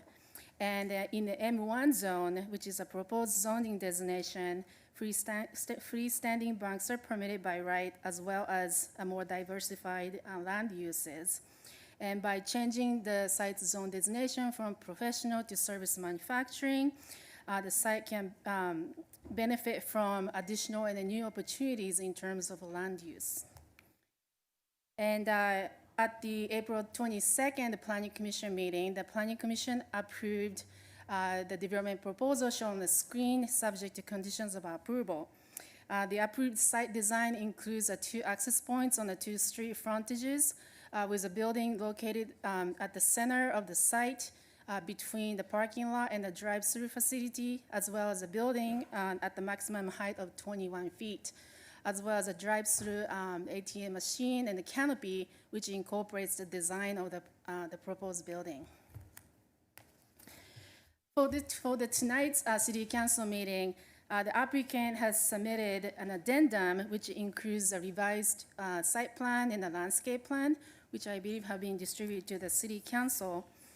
And at the Planning Commission meeting on April 22nd, the Planning Commission imposed a condition of approval which requires the drive-through lanes to be reduced from 2 to 1 at its entry and exit points. So the revised site plan reflects these conditions of approval that was imposed by the Planning Commission. And then this is the revised landscape plan, which shows the revised drive-through layout, and applicant has relocated the California farm farms that are located along East Ramon Road frontage in a way that the clear visibility of the ATM machine is secured from the street. And also, the size of the middle landscape island has been enlarged because drive-through lane has been reduced. In reviewing this application, the staff finds that the proposed project meets the required findings for change of zone application approval, and these findings include a consistency with the general plan, appropriateness of the site for the permitted uses. Additionally, staff finds that the change of zone is necessary and no adverse impacts to the adjacent property will be created as a result of this change of zone. Also, initial study and mitigated negative declaration has been prepared for this project, and the potential environmental impacts can be reduced to less than significant with the implementation of mitigation measures. In conclusion, the staff recommends that the City Council adopt the mitigated negative declaration as an adequate environmental document for the proposed project and associated impacts, and adopt the ordinance approving this change of zone. Should the City Council decide to approve this application tonight, staff requests that the motion for approval to include the adoption of the MND mitigated negative declaration as an adequate environmental document for the proposed project. And this concludes the staff presentation. Staff and applicant both available if you have any questions. Thank you. Questions for staff? Good job on the presentation. Questions for staff? Go ahead. I just have a question for the applicant. It seems unusual to be building a bank these days when we've had. Credit union. I understand. We have some empty ones and that might serve this purpose. Was that ever a consideration, or? I'm glad you are. I'm just wondering. Hi, my name is Rich Malikoff with the Altum Group. I will answer your question, but first I wanted to express our condolences to what happened last Saturday from my whole team, the Altum Group, Level 5, and Beck Architecture, who all send their condolences. We are happy to be here in Palm Springs. This is a credit union, not a bank. So it's based on the membership. The membership is based on the amount of bodies that go through their office. So the headquarters are in El Centro. They have an office in Indio, they have an office here, and they're building one in Cathedral City. So they're making a major expansion into the Inland Empire and have chosen to do business in in Palm Springs. So I believe that answers your question. Yes, it does. Thank you. I'm thrilled you're doing business here. It's just we don't get a lot of people that are building from ground up or something like that. So I don't think they compete with Bank of America or Wells Fargo. It's a different kind of facility. Yeah. Thank you. I can answer any other questions, and I have my team on Zoom if they show up. I don't know if they show, I don't know how it works, but they are here. All right, well, do we have any other questions from council? Well, Mr. Malikoff, since you're here, you get 2 minutes to speak. I don't know if you have anything else you would like to say. Well, after 30 years of doing this, if you have no questions, I will happily sit down. And if you have more questions, I will be happy to get up and answer more questions. Beautiful. All right, do we have any other questions from staff? Council. I'll entertain a motion to. Mr. Mayor, we have to open the public hearing. Oh, sorry. We just did. I'm sorry. The public hearing, the first speaker was Richard Malikoff. Thank you for speaking. And now we will close the public hearing. Is there any other discussions or additional questions from council? Mayor, I had one question. Yes, go ahead, please. Thank you. And again, I think this is a great project for that location. I just want to affirm that there are years there was buildings on this project and this land that had to be cleared away because it was on a flight path. I presume that this is one of the uses that the FAA will allow in the flight path for this purpose.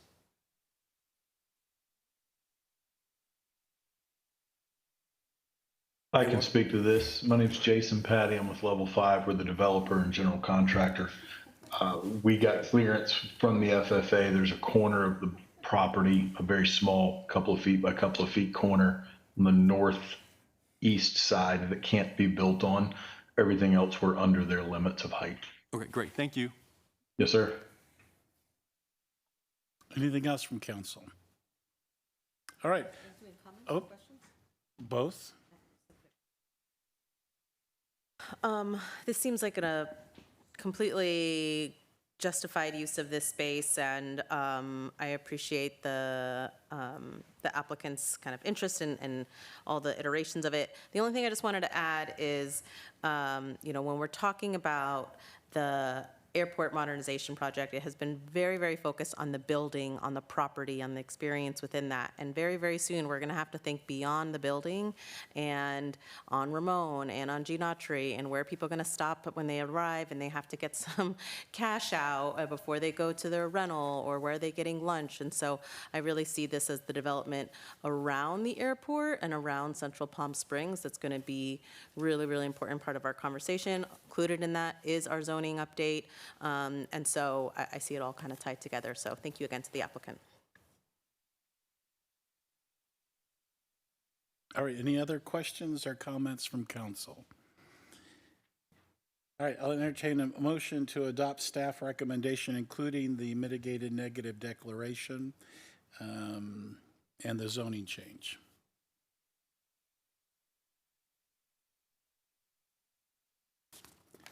Beautiful. Next item is item 2C, which is a joint item of City Council and City of Palm Springs and Palm Springs Financing Authority to authorize issuance of lease revenue bonds to fund library renovations in Swim Center. May we have a staff report, please?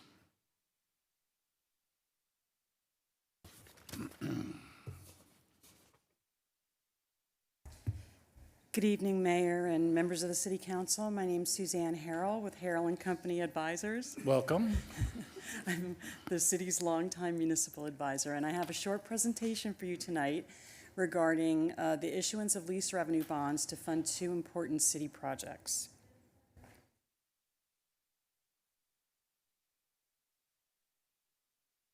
So the presentation is broken down into a discussion of the public improvements to be financed, the financing process, the cost of the financing, and then the actions to be taken this evening. The first major improvement would be for the library renovation and expansion. The estimated cost of this project, you've been working on it for a long time.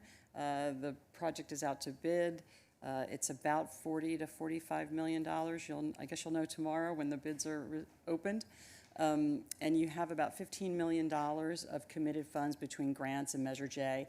And so the financing will provide the delta that's needed to complete the project. And that's estimated to be $25 to $30 million. The second project is the Swim Center building renovation. This is expected to cost about $7 million.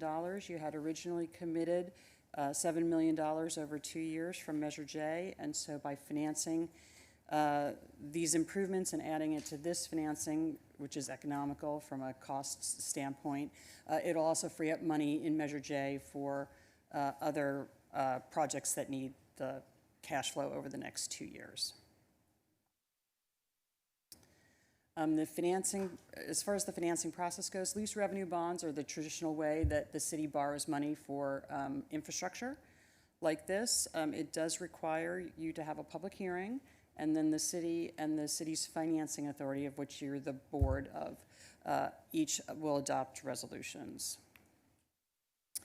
The lease revenue bonds would be issued actually by the financing authority. The bonds are secured by lease payments that the city makes to the financing authority for a lease of assets. And in this case, the lease of the assets we expect to be the library itself, even though it's going to be under renovation, and then other assets in Sunrise Park, the leisure center, and the skate park. The financing costs as shown on this slide. So this shows the maximum anticipated library cost of $30 million, $7 million for the swim center. And then it has some cost of issuance and then capitalized interest. Because you have to lease an asset in order to make payments to service the debt, the asset has to be, you have to have access to it. And since it'll be under construction, we're going to capitalize interest, meaning we're going to borrow some money, set it aside to pay interest on the debt while the library is under construction for the 2 years of the construction period. That's not really required for the swim center because the value of the rest of the assets in Sunrise Park will provide sufficient lease value, so no capitalized interest is necessary. So you can see the total project cost is about a little over $40 million. We do expect the bonds to be issued with an original issue premium, which reduces the actual borrowing cost. Original issue premium is created because in markets like we're kind of experiencing at the moment, investors are worried about their long-term interest rate, so they want to have a stated rate that's higher than maybe current market rates that protects their asset value over the long term. And for that, they pay you an extra, $10 for every $100 of bonds or something. So it doesn't really affect your total overall cost because you're borrowing less at maybe a higher interest rate instead of borrowing more at a lower interest rate. So it's just a kind of what happens in the under current market conditions. So I thought this might be interesting in case you're wondering what's happening to financing costs in the last 4 months. You can see in April we had quite a significant rise in interest costs. This is kind of different maturities, 1 year, 5 year, 10, 20, and 30.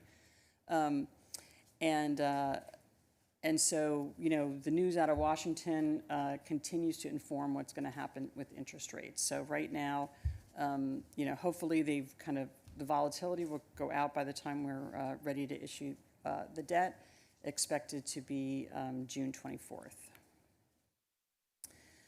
The overall annual debt service is shown on this slide. So for the for the library, it'll be about $2.15 million a year. The debt service, again, will not be paid during the construction period, so those payments will start in fiscal year 27-28, whereas the swim center component will start right away in 25-26.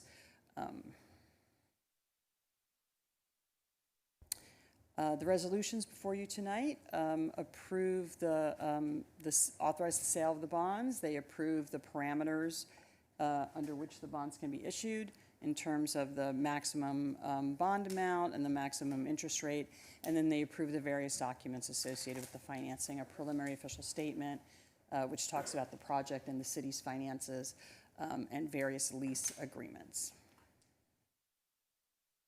So the recommendation is for the City Council to conduct the public hearing, and then after that, the City Council can adopt a resolution authorizing the issuance of bonds by the Financing Authority, and then the Financing Authority can act and adopt a resolution authorizing the issuance and sale of the bonds. And that concludes my report. All right, thank you. Are there any questions for staff from council? Yes, sir. Councilmember Bernstein. So I just wanted, the leased properties, you didn't have the pavilion in there, or? Well, it is on the Sunrise leisures. Park property. Okay. So it will be in there. And that's most likely going to need renovation in the next few years. I think we heard this last meeting. Is there an option, possibility that that could be included in the financing, or is it not ready yet? I don't think it's ready yet. We had a brief discussion with staff. When you issue tax-exempt bonds, you have to really expect to spend the money within a certain period of time. And we kind of came to the conclusion that the pavilion is too far out in time and design and things like that to actually include at this time. Okay, and there's additional work on the pool that's not included either at this time, is that correct? That's correct. Also kind of for the same reason. Is it possible, if we have the capacity, that could happen at a future date, or is it sort of not going to happen if we don't do it now? So the benefit of using Sunrise Park and all the various structures that are there, so once the library is built and, once the swim center facility is finished, that value is then kind of available to add additional debt onto that property. So if you want to do the swimming pool as a separate thing, once the library and the swim center facility are done, you can kind of use that. We've set it up so you can kind of use that same asset pool, we call it, to secure additional financing, whether that's for the pavilion or whether that's for the pool. Okay. And you also mentioned that the rates, obviously in April, since April, have gone up, and there's instability. And I know with the library, we obviously are under strict timeline because we have to start the renovation. I mean, if we did not have that timeline, would you recommend going out for the bond now or waiting? Do you think anything would stabilize? That's a loaded question. Well, there was some news today that a federal court said that the tariffs could not be implemented. So I'm assuming that there'll be some market impact of that. We'll see in the next few weeks. So we're hoping for kind of some stability going forward. You know, we kind of be far enough away. You know, I think the last news was that the tariff situation with the EU would not be revisited until July 9th, and we kind of felt like we were kind of right in that sweet spot between, you know, the original news about the EU tariffs and now delaying them for a period of time. So we felt like this was a good time, you know, this would be probably a good time. You can always defer it. You do have a little bit of time in terms of awarding your bids on your construction contract. So the bids are due, I think, tomorrow, or open tomorrow. And I think you have 60 days to award the bids. So if for some reason it didn't happen on June 24th, if we couldn't sell the bonds on that date or it wasn't a good market, we could probably wait 2 weeks to see if, you know, market conditions got better before we did that. So we have a little bit of flexibility there. Okay. And then once we do it, though, it's set, and we have the money now to go forward with this. Right, and the bonds are subject to redemption at your option. You know, you can refinance them after a period of 10 years. Okay. And I think we Always have did that that with the option. downtown one Yeah. a few years ago. Okay. Yep. Thank you very much. Thank you, Will. Councilmember Reddy. Quick question. First of all, thank you, Suzanne. Suzanne was one of the best in the field for financial advisors. We relied on her for every project, major project we've done. She comes highly recommended. So thank you for all your help all these years. Just on this, to Councilmember Bernstein's point, because the cost of issuance is so much, doing it now to include any more in the swim center or the pavilion, even though it's not project ready, does it make any sense now? And maybe it's too late in the game for this, but I'd just be curious your thoughts to add more to it. In essence, we have that in reserve, and then we do the projects. So you really do have to have a plan to spend the money within a 36-month period. And one of the issues that we run into when you borrow too far in advance, now the swim center itself is going to be under construction, say, in 12 months, but the pool may not, is that what happens if you didn't borrow enough? What if the bids for the pool come in at $5 million instead of the $4 million you've borrowed? You need to kind of have a plan for that. And then the other question is, what if you borrow too much? What if you borrow $4 million and it comes in at $3 million? How are you going to encumber that other $1 million knowing that you've financed it long-term over 20 or 30 years? And so you need to make sure that you're spending it on a project with a useful life of 30 years. So when you get too far out on the timeline, it's a little bit harder to judge the right amount to borrow. Thank you. Additional questions? At this time, I'd like to open the public hearing. Public's invited to speak on this public hearing item for up to 2 minutes. First speaker is Nancy Morrison.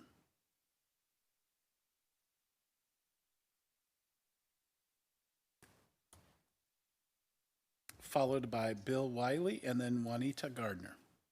Hi. On behalf of the, I'm the president of the Friends of the Palm Springs Library. On behalf of them, I would like to thank the mayor, Mayor Pro Tem, council members, as well as the city manager for the support of the library renovation. A concern to us is that the bids will come in higher than anticipated and the Fry building will be eliminated. This would change the scope of the design of the library as the Friends Workshop, book sale area, as well as the library's archives are planned to be in the Fry building. Measure J was enacted in 2011 with the intent to support the library, the fire department, parks, and at this time they're collecting over $21 million a year in fees. The library on the same time period has collected less than $1 million from Measure J funds. The majority of it, $782,000, went to the Wellwood. So the Friends have donated considerably more than $1 million to the library, and we have donated countless volunteer hours, which are priceless. So we really hope that you understand how valuable the Friends are to the library. And it is, to us, very imperative that we belong in the Fry Building. I also was on the board 12 years ago when the library did this renovation project. At that time, the bids came in between 15 and 18 million. It was deemed to be too expensive, so they neglected to go forward. Here we are 12 years later, and the cost is tripling. We need to get this done, and we need to get it done as the design has been laid out. Thank you. Thank you. Bill Wiley?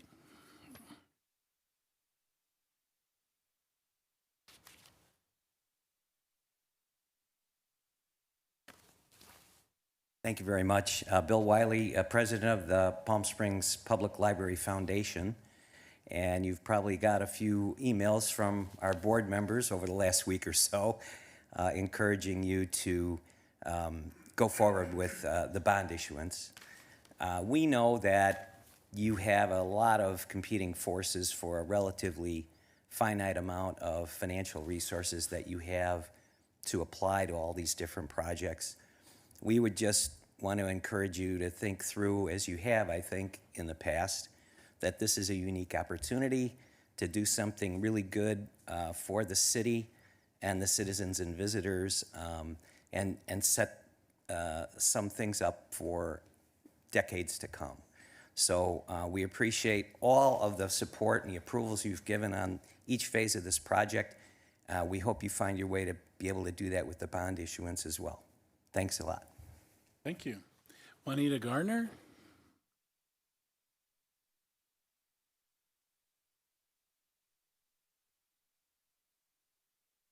I am Juanita Garner. I am the chair of the Palm Springs Library Board of Trustees. I'm here to speak on the library renovation project. We have great partners, and you just heard from them, who have been encouraging us and helping us along as this exciting project is finally going to happen. I'm positive. I would like to speak on a more personal level, though, and the way the library helps residents, and especially me. As a young parent, counting every penny to provide my children with a roof over their heads and food on the table, I was often left with very little fun money. And so my kids never knew that, though, because we had the Palm Springs Public Library. We could go there and go on adventures through the books that we checked out. We participated in all the free events the library had, like arts and crafts and summer reading clubs, the teddy bear teas, the scavenger hunts. So this was really important to me and my family and my children. During the pandemic, we discovered that many of our low-income neighborhoods have very bad internet connectivity. The library came to the rescue. They provided hotspots, again for free, so children could Zoom into their classrooms and adults could stay connected during this critical time. Our library provides a warm place to sit and read during the winter and a cool place during the summer for our most vulnerable residents. Whether you are a 6-year-old looking for a book on sea creatures, or you are a college student looking for a quiet place to do your homework, the library staff makes sure that you find what you need. The library is a place where wealth and social status are not important. Every person is treated with respect and dignity. This project is a long time overdue. So I ask you to please fully fund the renovation project for our library. Thank you. Very good, thank you. Madam Clerk, do we have any other speakers online? No speakers online. Public hearing's now closed. Is there any additional discussion or questions from council?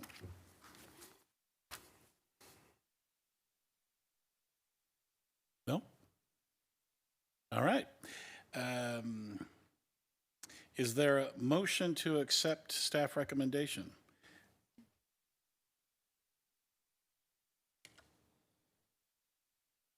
We have 2 parts. I recommend that there be two motions. One motion is city council, and then a second motion is the financing authority. Oh, acting as city council. Yes. Acting as city council, is there a motion? We have a motion by Councilmember Gardner, second by Mayor Pro Tem, and everybody is voting. Thank you. And acting as the financing authority board, do we have a motion? Yes, by Councilmember Bernstein and seconded by Mayor Pro Tem.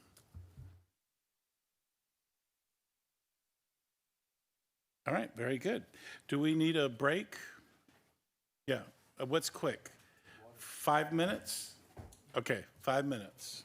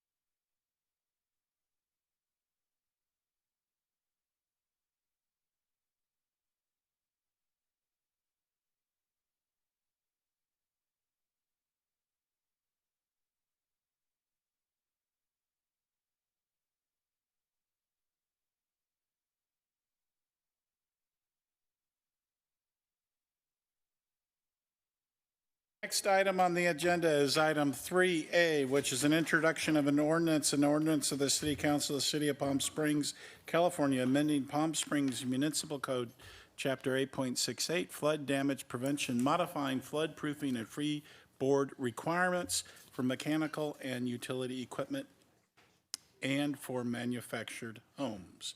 May we please have a staff report? Good evening, Mayor, members of the City Council. Joel Montalvo, your city engineer. The city participates in the FEMA Community Rating System National Flood Insurance Program, CRS NFIP for short, a voluntary incentive program that encourages community floodplain management activities that exceed the National Flood Insurance Program minimum. As a result, the city earns reductions in flood insurance premiums to our residents, making it more affordable.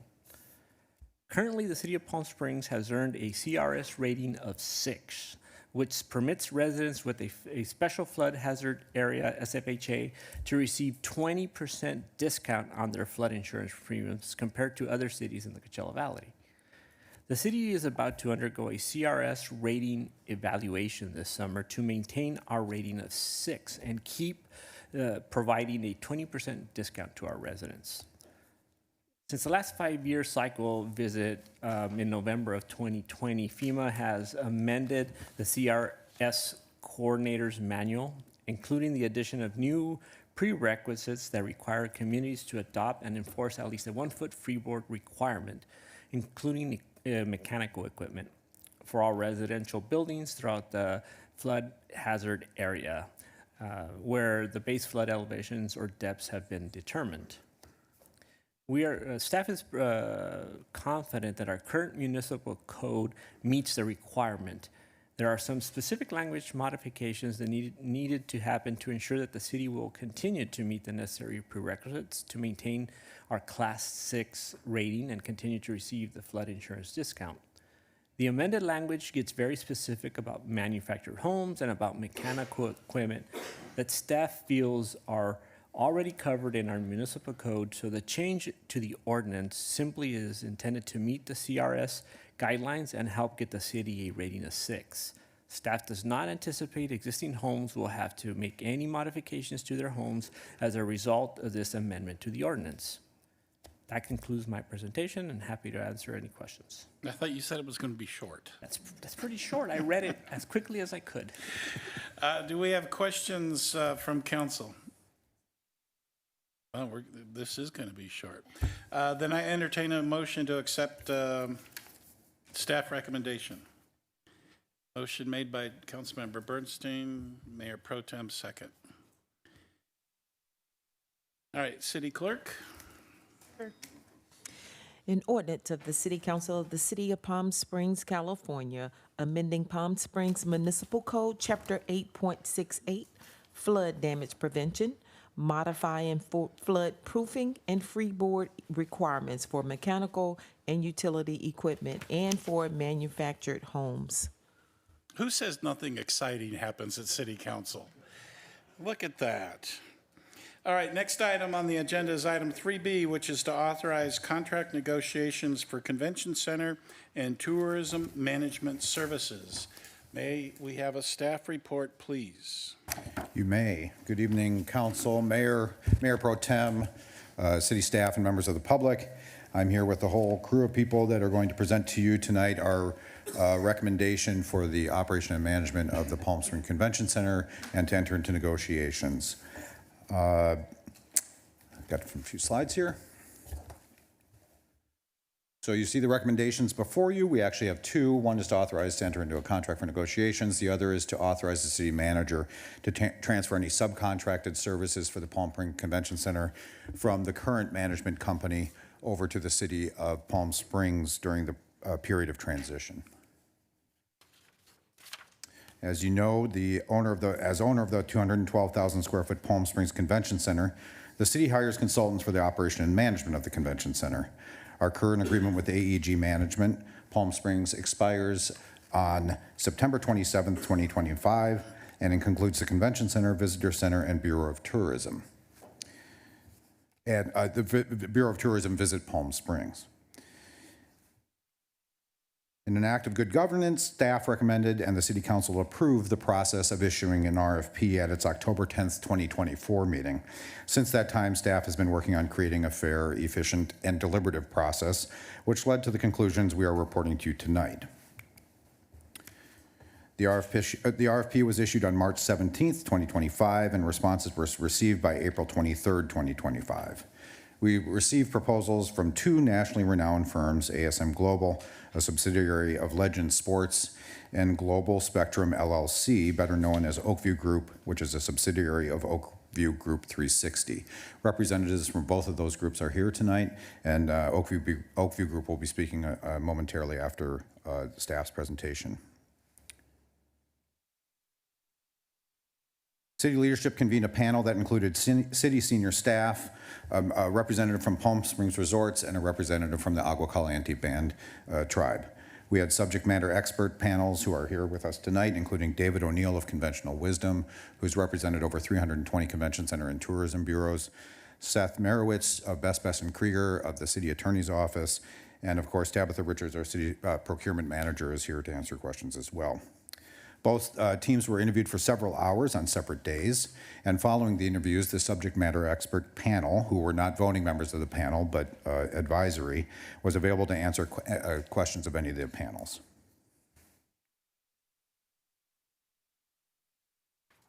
After evaluation, the panel forwarded the recommendation that the city begin negotiations with the Oakview Group, who will speak briefly. And on that point, I wanted to mention that our notable head of regional tourism and CEO of Visit Greater Palm Springs, Scott White, agreed to share this publicly, a statement about Oakview Group. And to summarize, we have a good endorsement from our tourism community on this selection of Oakview Group moving forward to negotiate with that team. David's going to step up to the microphone here, introduce himself, speak to a couple slides, and then I'll be right back. Thank you. I'm Dave O'Neill, Chairman and CEO of Conventional Wisdom Corp. I did the math. I hate to do this. I'm in my 48th year now in the convention center industry. I can't even believe those numbers. Spent 13 years in executive level administration of convention centers, including 8 years as executive director of the Orange County Convention Center in Orlando, which up until last year was the second largest in the country. Thanks to Vegas, we're now the third largest. I'm co-founder of Conventional Wisdom. We're in our 28th year of business. We do feasibility studies, master plan consultant selection, management consulting, asset management, among other things. And we were last Friday night awarded our 328th Convention Center project, working for Explore St. Louis, the Visitors Association in St. Louis, which runs the convention facilities in St. Louis. We're going to do a management overview and study.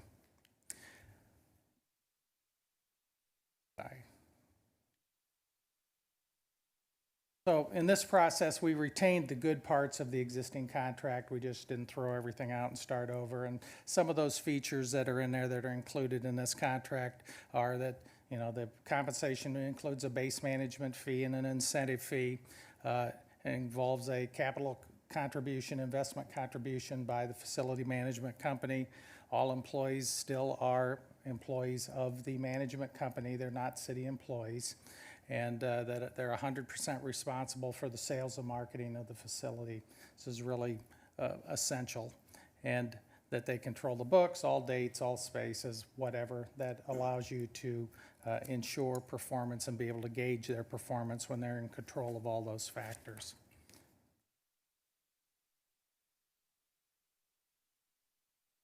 Go.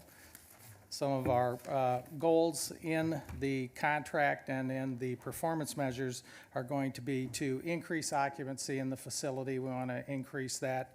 We want to establish and measure occupancy goals as we build occupancy in there. And we want to prioritize events that bring economic impact to the community while maintaining a balance. You have to have a balance of facility activities, and you'll do that through the booking and scheduling policies to make sure that local and smaller events are accommodated within the calendar. As well, we're going to build revenue through increased event activities.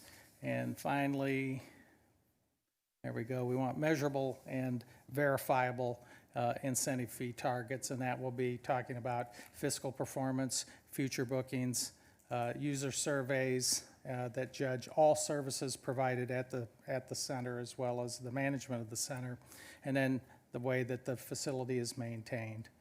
And back to Wayne.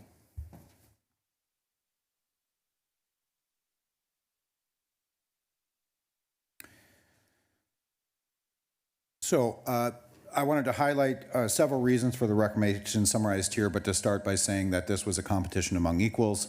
I know Rob Hampton and Kristen Dory are here tonight, and ASM Global has served the city admirably and respectfully for many, many years.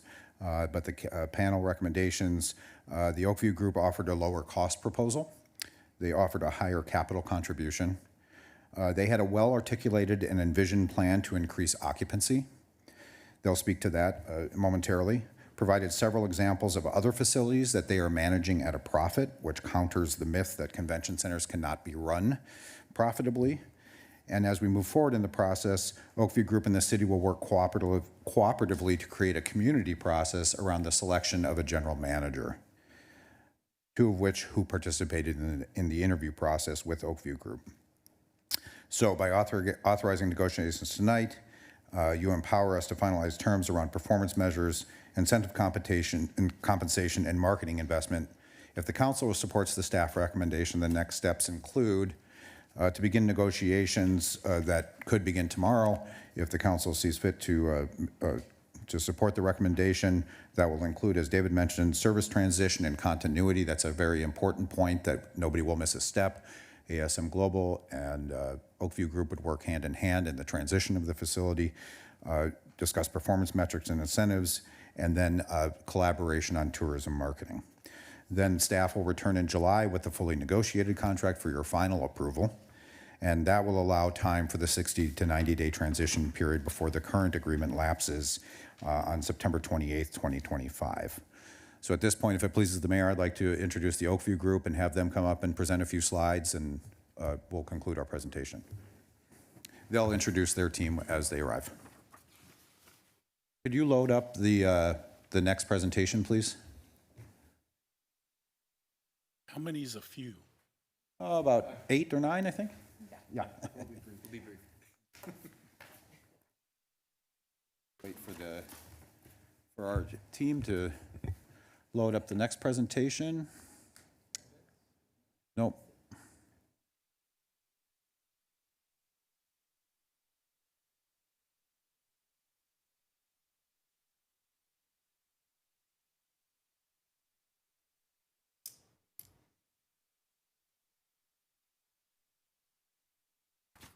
They're working on it.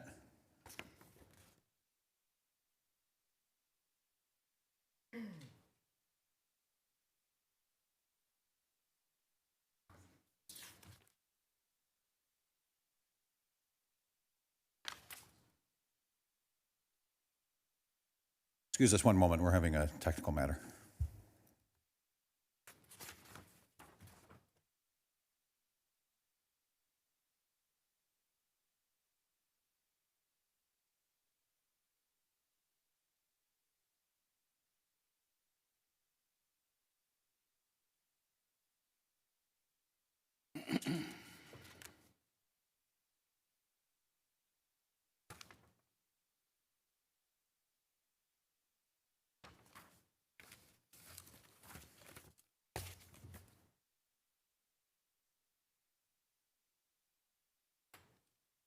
Can you load the Oakview Group IT?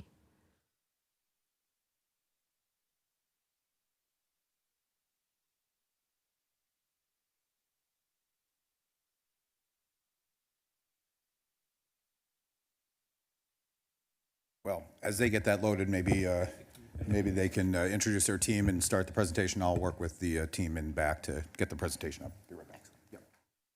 Thank you, Wayne. Mayor, Mayor Pro Tem, council members, and staff, it's a pleasure and honor to be here before you tonight. My name is Peter Zingoni. I'm the Senior Vice President of Business Development for Oakview Group, and I'd like to take just a few seconds to introduce our team. We are here with Greg Odell, our President of our Venue Management Division. Everyone knows John Bolton, the head of our Plaza Theater operation, Senior Vice President for Oakview Group, as well as John Page, the Senior Vice President of both the Acrisure Arena and Coachella Valley Firebirds. So we're thrilled to have this presence with you tonight. Just to really kick it off here, we are thrilled to be here. We spent a very intentional amount of time with the work that we've put into this. As Wayne described, there was a lot of work, and commend the city and staff of the amount of diligence that went into this RFP process and thorough analysis of the RFP process. Oakview Group manages well over 235 facilities all around the world, arenas, convention centers, stadiums, performing arts center of the like. 65 plus of which are convention centers. So we're thrilled to bring our expertise and experience and some of our great track record to Palm Springs to really hit on the highlights that Wayne described, which is increasing occupancy, developing economic impact, and really trying to drive as much bottom line results as possible.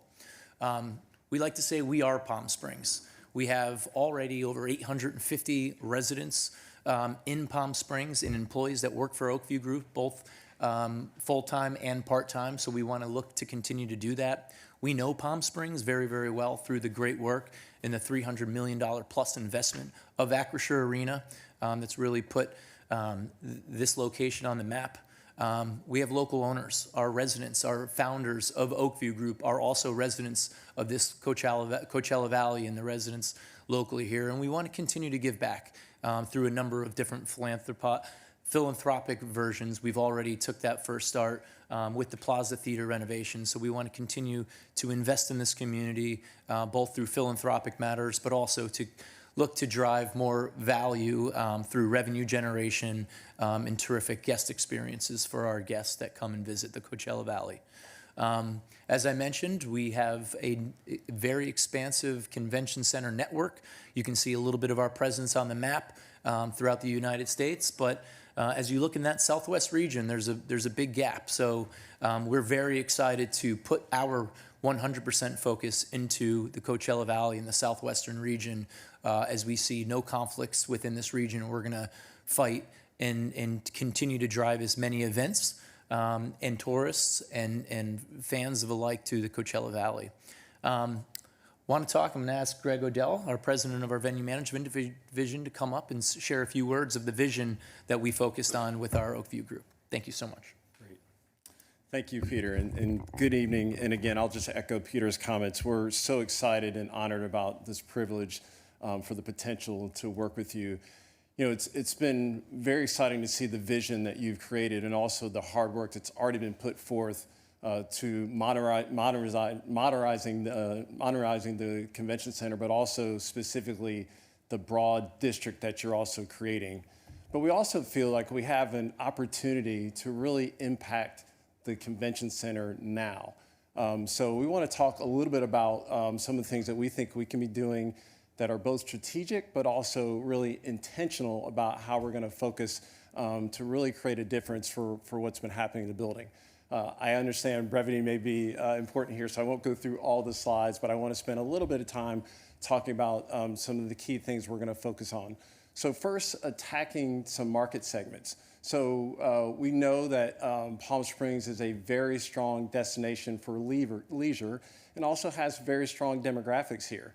And so we believe we can really focus on the corporate market, but specifically really look at curating really a tech meeting package.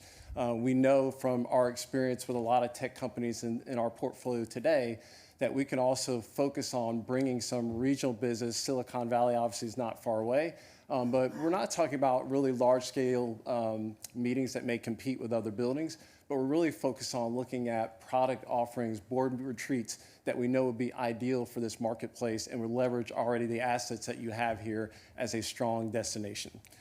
Focusing just on a couple other market segments here, we want to lean into, which we think is low-hanging fruit, wellness here. You're already known as a great destination for wellness, so we think it's a benefit for us to really start to partner and engage with those wellness partners so that every convention that comes here, why not have an offering something that they would not get in other markets that really focus on offering from all the partners, whether it's discounted packages or otherwise. So we think that's a real benefit that we can do right away that won't cost a lot of money. We also think we should start going after events that we can focus on bringing wellness events to this marketplace because, again, you already have a strong reputation for doing so, and so we want to leverage that and lean into that. The third bucket I would really harp on is the sports events market. We feel like in other comparable buildings for us, this has really been a strong market for us.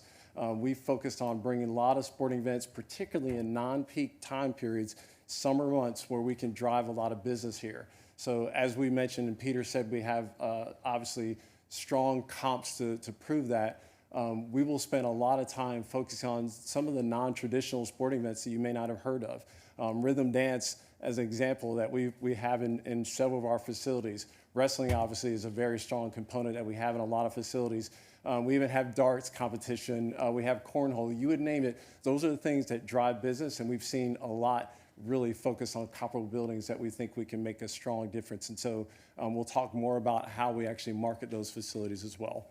And then last, I will tell you, we've seen on the books a lot of probably regional or state association business. We feel like there's a real appetite to bring national association business here, but it will require being proactive and having people understand what Palm Springs has to offer. And so we've targeted, and I'll just show quickly, 2 events that we think that would be ideal for Palm Springs. And so one of which is PCMA EduCon. For those who may not be familiar with PCMA, it's probably the most influential industry event where all the meeting planners come together. They have a couple different programs, one of which probably gets about 900 to 1,000 attendees that come here. But these are meeting planners actually that will bring their event to this market. And so we've already begun conversations with them. I chaired PCMA for many years. I sat on that board. So we think this would be ideal, that we can actually start working those conversations. And we've already talked to the CVB as well to start engaging them. So these are just some of the market segments that we think, if we're intentional and strategic, that we can bring right now, right away. And yes, it will be enhanced by having a modern facility, but we think we can also start to bring some of these events even in the as-is state of the building today. One of the other things that we think will really drive a lot of business and drive occupancy right away is really just proactive marketing for this building. So we want to leverage the corporate support and the infrastructure that we have at OVG. So as you'll see, we have really 50 dedicated marketing experts that really will help galvanize and help the local team. And so we want to make sure that we're expending and exhausting all our efforts from a corporate perspective to support this business. So that's not only in just marketing the events, but also comes in the form of PR as well. And so anything that may be happening in this market, we'll use our PR apparatus to amplify all the great things that are happening here. So we're very excited to leverage that. And of course, we'll do lots of joint marketing events with the CVB, but also with a lot of the local stakeholders here in the market. And so we think it's just, for us, we want to make sure that we are leveraging our resources. You'll see a lot of us in this market. We won't let this team sit on an island. We feel it's very important that we do that and support the business. One of the key things also for us is transition. So we want to make sure that we relieve any anxiety for both the teammates that are here, but also for the community. We know it's a big deal for change. And so you'll see us have a set of corporate resources that will be dedicated for weeks on end that will come here, and they'll come with expertise in every functionality. So whether that's obviously the operations of the building, but also from an HR perspective, finance, we'll make sure that we bring those resources to bear. And we know change is difficult. We know there's a lot of anxiety, particularly for the employees. And so we will meet with every employee, make sure they understand what the expectations are. And frankly, we want to make sure they blossom and we give them other opportunities. And so what they may have done previously, there may be other opportunities for them. And I will tell you, we typically retain about 90% of the staff. And so we want to make sure there's ease and comfort to know that we want them to do better, and we want to make sure they're supported. And so we'll spend a lot of time with employees to make sure they do that. The second component is making sure we reach out to our clients to make sure the clients understand it's going to be a seamless transition. We're going to act and move very quickly to make sure that they know that they're going to be supported in their upcoming events. And frankly, listen to them and see if there's any other opportunities that we can enhance their experience while they're coming to Palm Springs. And then lastly, we'll make sure we'll reach out to the community and understand what their needs are and how the building can better serve them. And so those are important components of the transition that we'll make sure we serve, and we'll make sure we'll be very transparent in doing that. The other thing is, obviously, Mr. Olson mentioned the efforts around tourism. We're going to make sure we support the city and understand what the goals are here for this. And we know there's plenty of opportunity to make sure we're focused on authenticity of Palm Springs. But we also want to make sure that we're also giving opportunity to the local businesses and even promoting local artists here, which we know is a very important component. So we're very excited about this aspect as well and ready to roll up our sleeves and support that as well. The last thing I'll say is where I started. We know you have an incredible vision for this marketplace and all the great work that we've done. We have experience through what Peter mentioned, whether it was the Acrisure Arena just in this very market, but across different convention centers, across different projects, we have development experience. We are actually our owners and operators of our own facilities. And so we'll bring those resources to bear. We also have great hotel partners that we work with. And so we want to support you, not only making sure we're focused on the building, but also focus on outside the building as well and how we can also help you realize your vision as well. So we're very excited. We want to thank you for this opportunity to potentially support you, and we hope we can do so very soon. Thank you.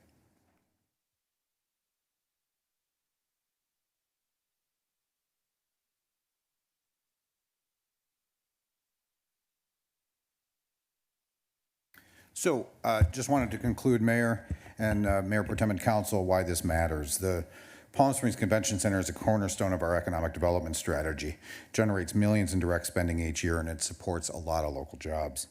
As Oakview Group explained, we're expecting a seamless management transition that maintains our competitive edge in attracting regional and national events.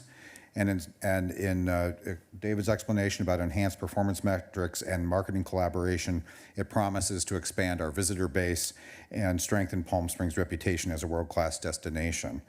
I appreciate your consideration. Welcome any questions you have. Our team is available to answer any questions. Thank you. All right, excellent. Thank you for that. Do we have questions from council?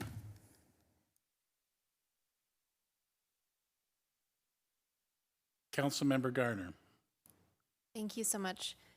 Who was on the selection committee or evaluation committee? Yes, we had 5 members of the team. We had 3 senior members from city staff, 1 representative from PS Resorts, which is our hotel and hospitality organization, and 1 member from the Agua Caliente tribal representation.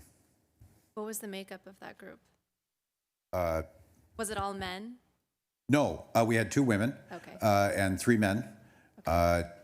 2 that I believe identify as LGBT. So we had good representation and diversity on the team. Thank you. Mm-hmm. Councilmember Bernstein. Thank you, Wayne. Thank you to OQ for presenting. So I want to go back to that panel because there's one hospitality person who was on it. So, I mean, why wasn't there more? So, good question. Councilmember Bernstein and Council, when we started the process, the Director of Procurement, former Director of Procurement, established the ground rules and the way the process should establish. So we followed that from the get-go. As far as the makeup of the committee, we did have senior staff on the committee. We felt that the hospitality representation through PS Resorts would be a wide reach because of the makeup of the board, and the tribal, obviously, because of the land partnership that is nearby. We did seek to have a member from Visit Greater Palm Springs on the board, but I won't speak for him, but I believe from the city attorney's perspective, we evaluated that and determined there was a conflict of interest to have that representative on the board. So we felt the panel was a strong panel of city senior leaders and representatives from the community. Okay. I mean, I'm not discounting any of the members at all, just was why not more. And so the last time when we did this, was there a city council subcommittee on the selection committee? I can't speak to the previous. I got here in January of '24. There might be maybe Tabitha or somebody might be able to speak to that prior. I know the process was slightly different before. I do know that there was some public interviews. We were encouraged by our procurement director at the time to not conduct public televised interviews. So we followed that direction from her, and we felt we had a clean and efficient process. We also had the opportunity, the stars were aligning in the sense that we wanted to keep the ball rolling on the evaluation because of the decision by the council to accelerate the capital improvements. And so the O&M process was inherently tied into the development of the capital process, and so we wanted those all to meet at the same time. Okay, and I'm not discounting, you know, the decision or the group, but I would, in retrospect, I would have suggested a larger hospitality and community representation. I mean, this is not just the convention center, and we're having a convention center that ties in with a lot of our businesses and attractions, but it's also oversees the Bureau of Tourism. And so we have a lot of different businesses that make up our tourism department. And not that they would have made a different decision, but they could have asked other questions and raised issues. So I would have suggested that. And also just, you know, part of our convention center upgrade is this major connectivity to our downtown and our local restaurants and retail and our arts and culture and our tribal facilities, which obviously they're parks and all of that. And so, you know, they all play a major role in what this convention center. And we're also going out to now ask the community to help support this $100 million, $125 million renovation, potentially a TBID that would involve restaurants. And so that's just a suggestion. Will we see, when this is all said and done, the contract, how it compares to the new contract versus the last one, to make the comparison? Is that public? Councilmember, yeah, we would certainly be able to provide a matrix. We expect, staff expects to bring back the contract in the second meeting of July if negotiations go smoothly, which we expect they will. And we could bring a matrix that compares the two, or a table that would compare the two contracts. Staff could easily do that. Okay, that would be helpful. In this, because now if we approve to move forward, now you have to negotiate the contract. Correct. So, and is there anyone else involved in negotiating that contract? I mean, who is involved in that? Yes, several folks from the city side, and as well as I'll ask Oakview Group to describe who's on their team. Obviously, the city manager will be a part of that. I will be a part of that. We have Seth Merowitz, who's an expert in contract negotiations, who's going to be our city attorney representative. Obviously, Jeff Ballinger, who has the city attorney, will be involved. And then David O'Neill and his team from Conventional Wisdom will also be involved from our side of the table. Do you want to speak to who would be in contract negotiations from your side?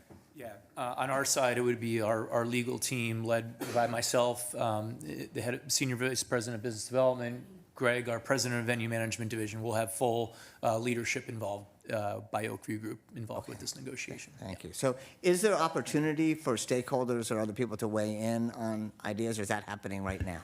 We'll begin negotiations tomorrow, and we're certainly always open to hearing about stakeholder input. You know, my office is always available to take input. We have a email business.info@palmspringsca.gov. Happy to take public comments or thoughts on suggestions in that regard. The negotiations do last for several weeks, so we have time to take in public input. I'd also like to share that as a component of the of the former contract and of the new contract, the selection of a general manager is also open to community input as well, if the council would like to have community input in that. I spoke with the Oakview Group, and as they go through the general manager selection process, which is arguably probably the more community-based contract, or excuse me, community-based involvement, there will be heavy community involvement in that process. Okay, and so here, just for example, it says in there they may have an advisory committee on the tourism part. I would suggest that they should have an advisory committee because Palm Springs is unique in how we want to do things. I'll just, and this used to be the case, obviously, when the Bureau of Tourism fell, you know, all within the city 8 years ago, and so that's what started the Uniquely Palm Springs campaign, but we've talked here about having diversity tourism, we've talked about focusing on arts and culture, and I think that's where you may find a lot of the community would want to have an advisory committee, would have good input. We have a great situation with Visit Greater Palm Springs, you know, overseeing it, but they're obviously doing it for the whole city. They've reported out well. So far, everything has been perfectly aligned, but going forward, we want to make sure that our stakeholders from all different sectors have some input into that. So as you go into negotiations, I would suggest that. I'll certainly include that. I would also suggest, I know they talked about, obviously the focus is to have revenue generating and obviously overnight hotel stays is important. I know we have a certain number of city days in there, and I would like to look at potentially expanding that for when it doesn't compete with potentially revenue-generating ones. This is a city-owned building, and if there's times when it could be left, if the choice is between having a city vacant day or left vacant, I'd rather have the city be able to use it. I would also suggest looking at I don't know if there is a nonprofit rate existing. Is there one now?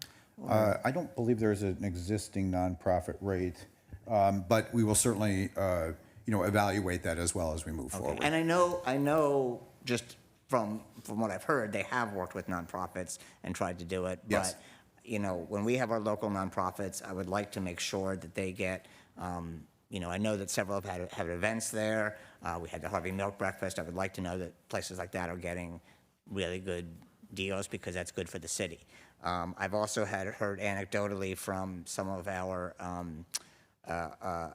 arts and culture groups that need bigger spaces to perform, that it was too expensive to perform there. And those are like perfect things that could happen during a Coachella weekend when you can't really get a convention in there. So I would look at, I don't know what has been done in the past or what's there, but as we negotiate the contract, I would want to look for nonprofit rates for when it doesn't compete with revenue-generating things. Very good. I also wanted to mention, when we had presentations in the last few years, there was discussions about the importance of local flavor within the convention center. They specifically showed, I think, a local brewery. I think they talked about a local coffee shop. The current concessions, and they're great. They're carrying over, I think, but they're exclusive food and beverage. Is there an opportunity to get in some kind of local flavor? Councilmember and Council, yes, as a matter of fact, we do anticipate, and with the assignment of the subcontracts back to the city, that there will be an opportunity to renegotiate those contracts and move forward. And so we can certainly discuss adding presence of local flavor into the convention center and work with Oakview Group in ensuring that that is there. Okay, and there may be other arrangements. I know in the airport we have local flavor. They're overseeing it. They're not necessarily operating it, so there may be things like that. But I think we have some unique local businesses here, and we'd love to see our visitors see them. And I also want to talk about, so what would Oakview's role be in all the renovation plans and the connectivity plans? How involved would they be in that? Obviously, if they're getting the contract, they would have to accommodate it, but would they actively work on it? Yeah, Mayor and Councilmember Bernstein, yes, that is the case. One of the benefits of both of the groups, and certainly Oakview Group, is that they have worked in facilities that are either undergoing renovation, either closed fully or partially closed. And so they are familiar with that. That was part of the RFP process that we identified that the building would potentially be going under renovation. And so they have plans in place that or that they will develop from prior experience in terms of operating the center and ensuring that they're an active part of the process.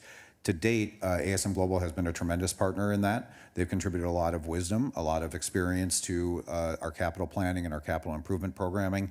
And so Oakview Group assures us that they'll continue in that regard.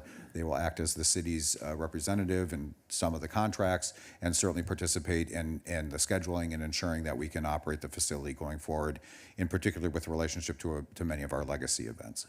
Okay. I was also suggesting they obviously operate other convention centers. I would assume that other ones have gone through renovations that they've operated, and they may have a lot of expertise that they could lend, and I would want that to be included. I don't know.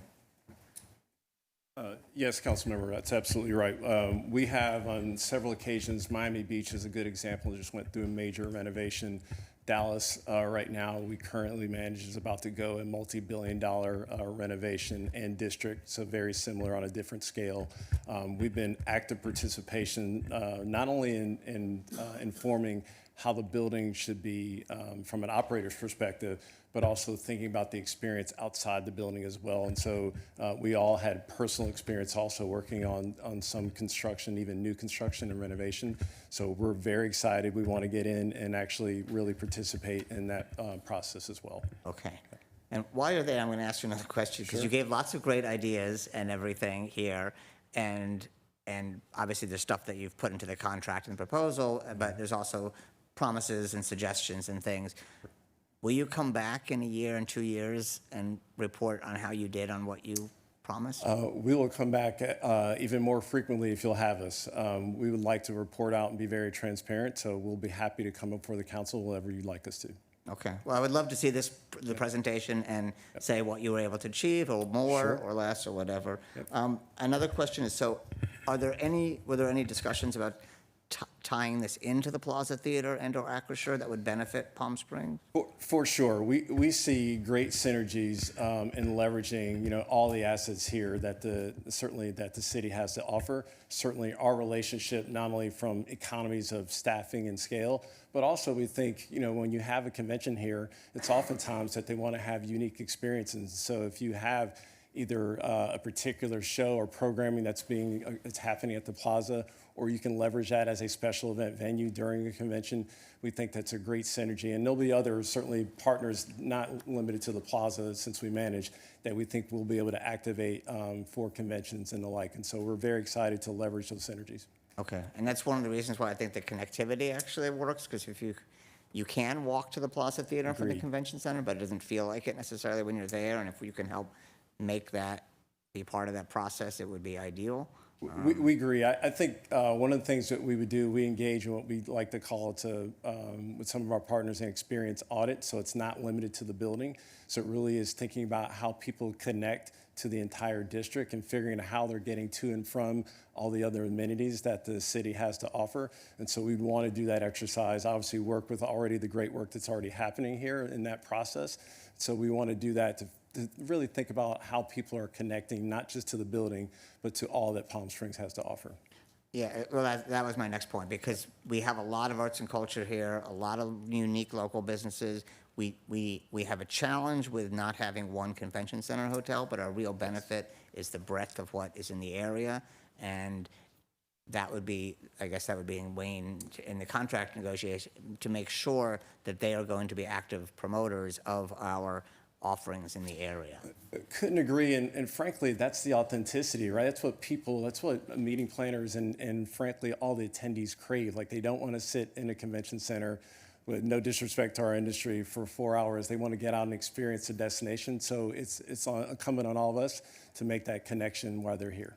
Right. Well, and you also have both the Wellwood and the Visitor Center where you can. For sure. Where we also want that, and we actually had one of our local arts and cultures wrote in today, could we actually have some kind of a kiosk in the Wellwood that displayed all of the events, ticketed events happening in the city that week for attendees. I think that's all. The one last thing, I may have other things, but I do want to just mention, because it's always like a really hard process if you're going to switch from one convention center management to another. We have a terrific staff at our current convention center, and every single one that I've worked with there, and I would hope that if there's an opportunity and they wanted to be here, and that they would be considered for that, because they have great relationships and have really demonstrated great commitment to our city. Thank you for that. We've heard that also. We look forward to giving them opportunity and even supporting them, so we're excited to talk to them. Okay. Thank you. Thank you. That's it for now. Thank you, Mr. Other questions from council? Councilmember Garner. Thank you. Just to echo some of those points, there is a lot of opportunity to do more within our community when there aren't events, specifically at the convention center.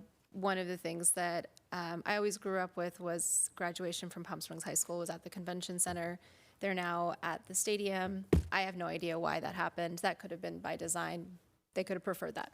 But sometimes it's also 110 degrees on graduation day in June.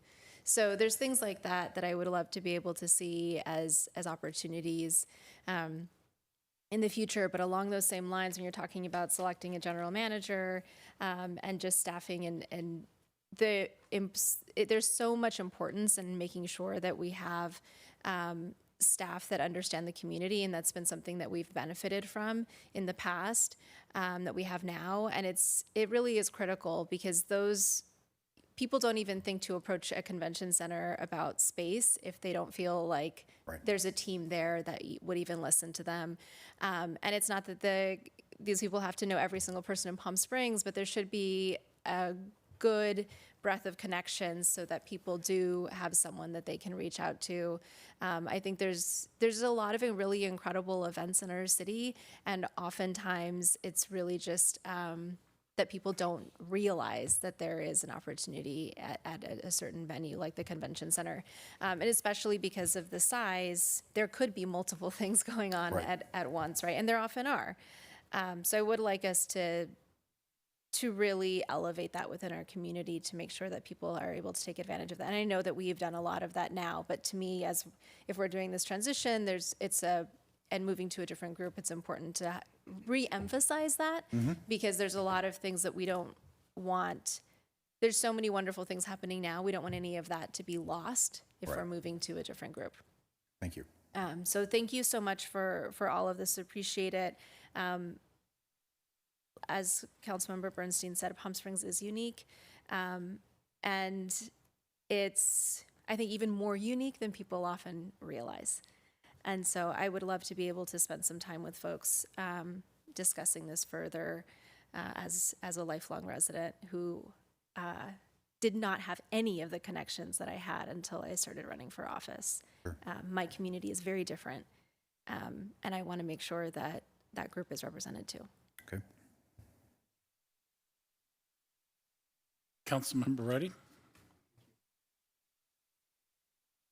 Thank you, Mayor.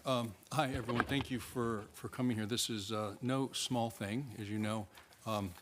Well, tourism and what it does for the city, it, in no small part, allows us to have the quality of life for our citizens, maybe more than anything. And so, to the effect that we have to get this right. So, thank you for all the work that you put into this. And so, just a couple questions to help sort of. Just assure everyone that we're doing the right thing, because change is never really easy. It can be, and it can be a great thing, but making sure we do it well.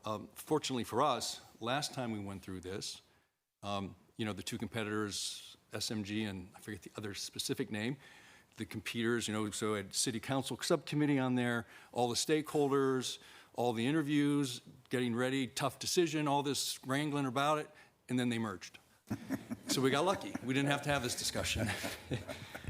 It made negotiations quite easy, but this time you had to make a decision. So I know you had some qualified people on your team, consultants, so thank you for that. But so a couple questions you can help me with. I was just wondering,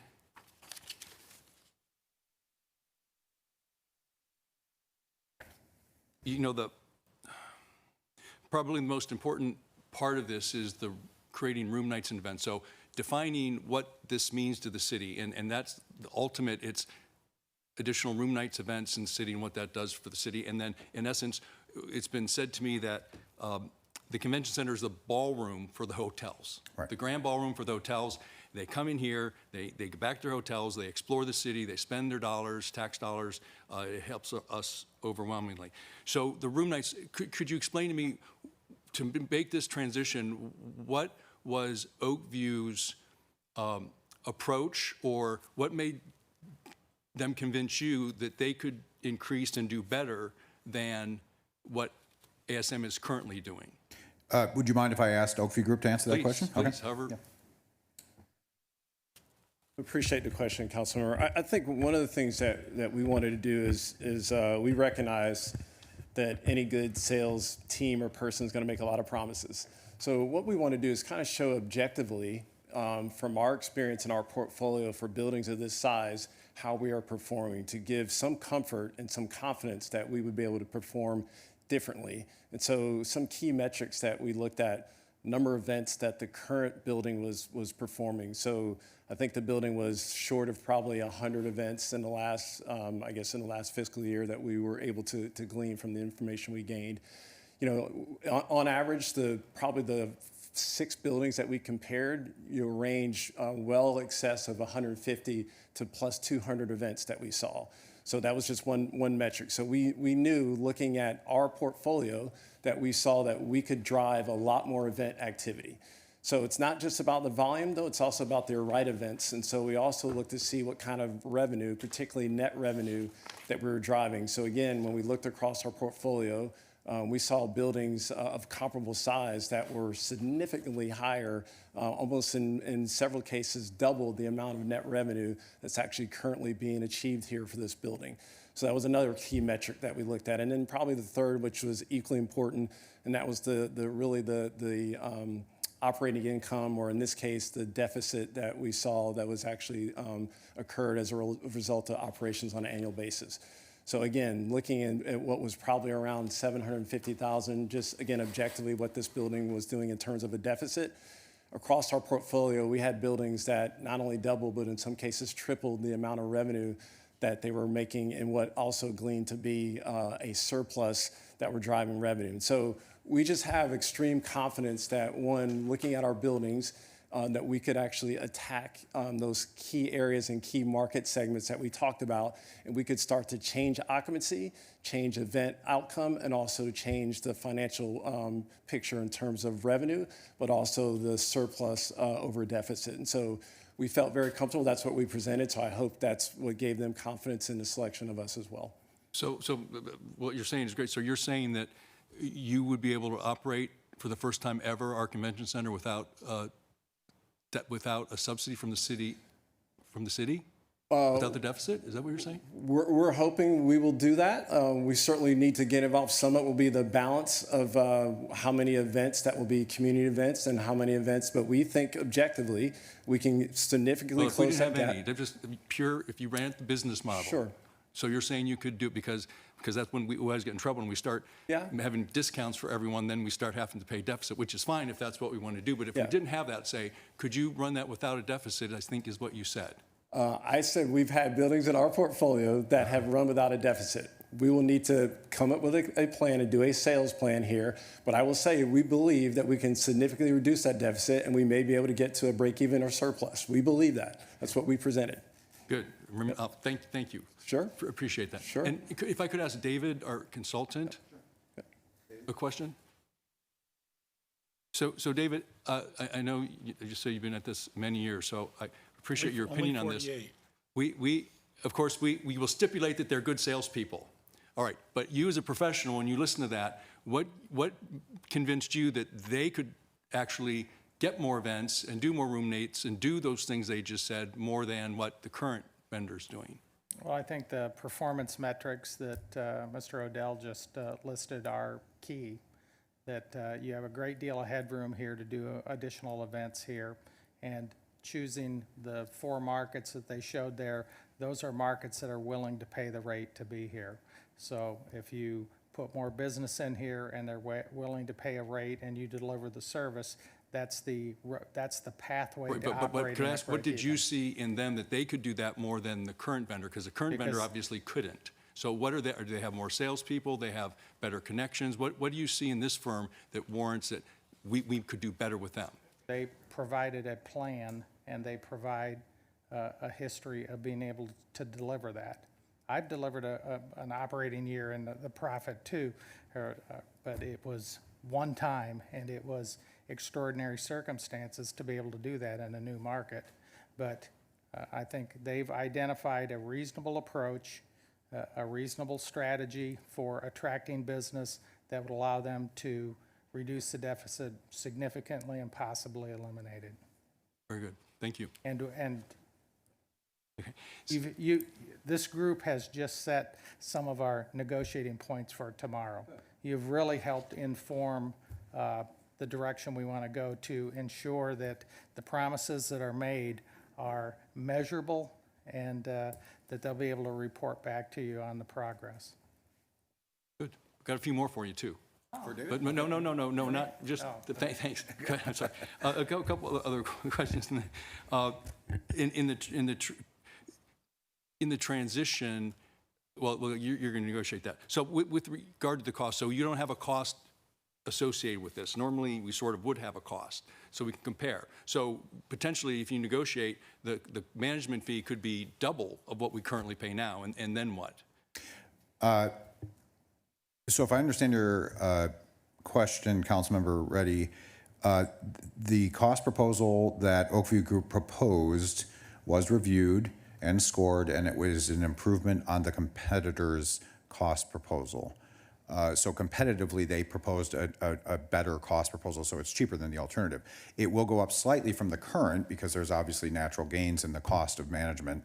But we just did a quick analysis with the finance department, and it's almost neutral, I would say, from current cost to the cost of the new group. Okay, good. That's good to know. Good. All right, thank you. And then also, when we did the deal with the previous vendor, when we negotiated, they included an upfront capital cost for the convention center of facilities capital cost. So you may want to include that in your negotiations. I trust you've already thought of that. So capital contributions were part of the analysis, and the Oakview Group did propose a greater capital contribution that'll be amortized across potentially 10 years if we renew their contract, along with some transition service dollars as well. Okay, and then many times when they go through these transitions, a lot of the staff at the convention center is offered positions. I presume that opportunity will be there for those who might want to and who they feel are worthy. My understanding is Oakview Group is very open to communicating with the current staff and having those discussions. Okay. One other thing you might want to consider is previously we had negotiated a $25,000 credit to the city. So for when city had events or meetings there, whether it's a state of the city, town halls, et cetera, there was a credit, whether it's for AV or refreshments for the community and things of that nature. I would encourage you to see if they'd be willing to do such a thing.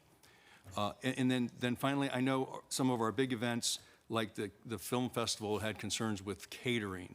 So I don't know how that's going to work in this. I would just remind you that to make sure that they can handle those kinds of events, because otherwise, obviously, that affects one of our largest events that we have there. We've, in our deliberations with their stakeholder group, the film festival has been a part of that, and we've assured them that their operations will run just as smoothly as they have before and continue to run smoothly into the future years of hosting the event here. And if I could ask you just finally, the media reports that from the Chicago McCormick Place, when you were released from your contract there, can you comment on, is there anything there that would be a concern to you or our consultant, or we should be concerned about? Councilmember Reddy, I assume you're referring to an email that came out with some attachments that referred to some articles the news stories about. I'm confident and have discussed with my team and also with the Oakview Group the situation behind those, and I'm very confident that those were not worthy of. They were factual, but there was. We're confident that that was a situation that didn't merit concern. Okay, very good. Thank you. Mm-hmm. Mayor Pro Tem. My questions are brief. Well, thank you to staff for all of your work and diligence on this. I know this is a lot of work in a busy season when we're already doing the budget. And so just thank you to the consultants and all the departments who have been working on this. The only other thing I was just going to add, and it kind of echoes a little bit of what Council Member Garner was mentioning, was kind of understanding our city and understanding kind of the opportunity of serving the full community, and just kind of also expanding that as to understanding our region. The Inland Empire is exploding in population. It is much younger compared to the coastal populations here in California. And so when we're thinking of some of those kind of non-peak season events, I would just urge us to think about not just what is happening here in Palm Springs, but also kind of the drive market, an opportunity to kind of bring people who might not go to Hawaii for a week, but might come to Palm Springs for 2, 3, 4 days. And so I just want to make that distinction. Sometimes Palm Springs is so unique, and we can sometimes get a little tunnel vision on just narrowing in on that Palm Springsness, but there's an opportunity to serve our bigger region that I want to make sure is reflected. And that's it. Thank you. Whose clock are we going by? 'Cause I show 8:57.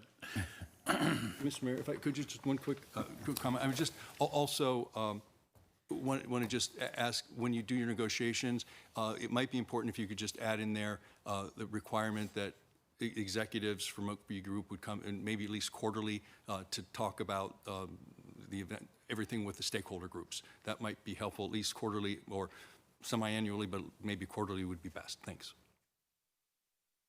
I know David and Seth are furiously scribbling down notes for us, so they're tracking all these comments. Thank you. And one of the things council had asked, did we give instructions to city manager to have council on the review panel? I don't believe you did. Did we ask not to have council on the review panel? I don't believe you did, one way or the other. And what about hospitality? Did we give guidance on wanting to have majority of hospitality people? I'm not aware of any. Yeah, okay. All right, well, thank you. We've heard it 80% or 90% of employee retention typically, but you've also heard across the board how important the general management team is in this community. And I encourage, when you mentioned, Greg, that you're going to do an outreach, that we certainly feel that that would be really valuable, not only for the city, but a huge benefit to the property going forward.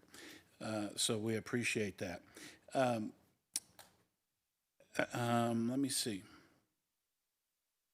Thank you for, I think we got a lot of good feedback today. I certainly feel the process was a thorough process, and the presentations from what I've heard and the scoring and the team that was at the table certainly has my confidence in their ability to evaluate. But there's always a challenge, and I think we said this from the very beginning. When you get two superstar teams coming together, it's one's going to win out and be superior, and obviously that's what's happened in this case.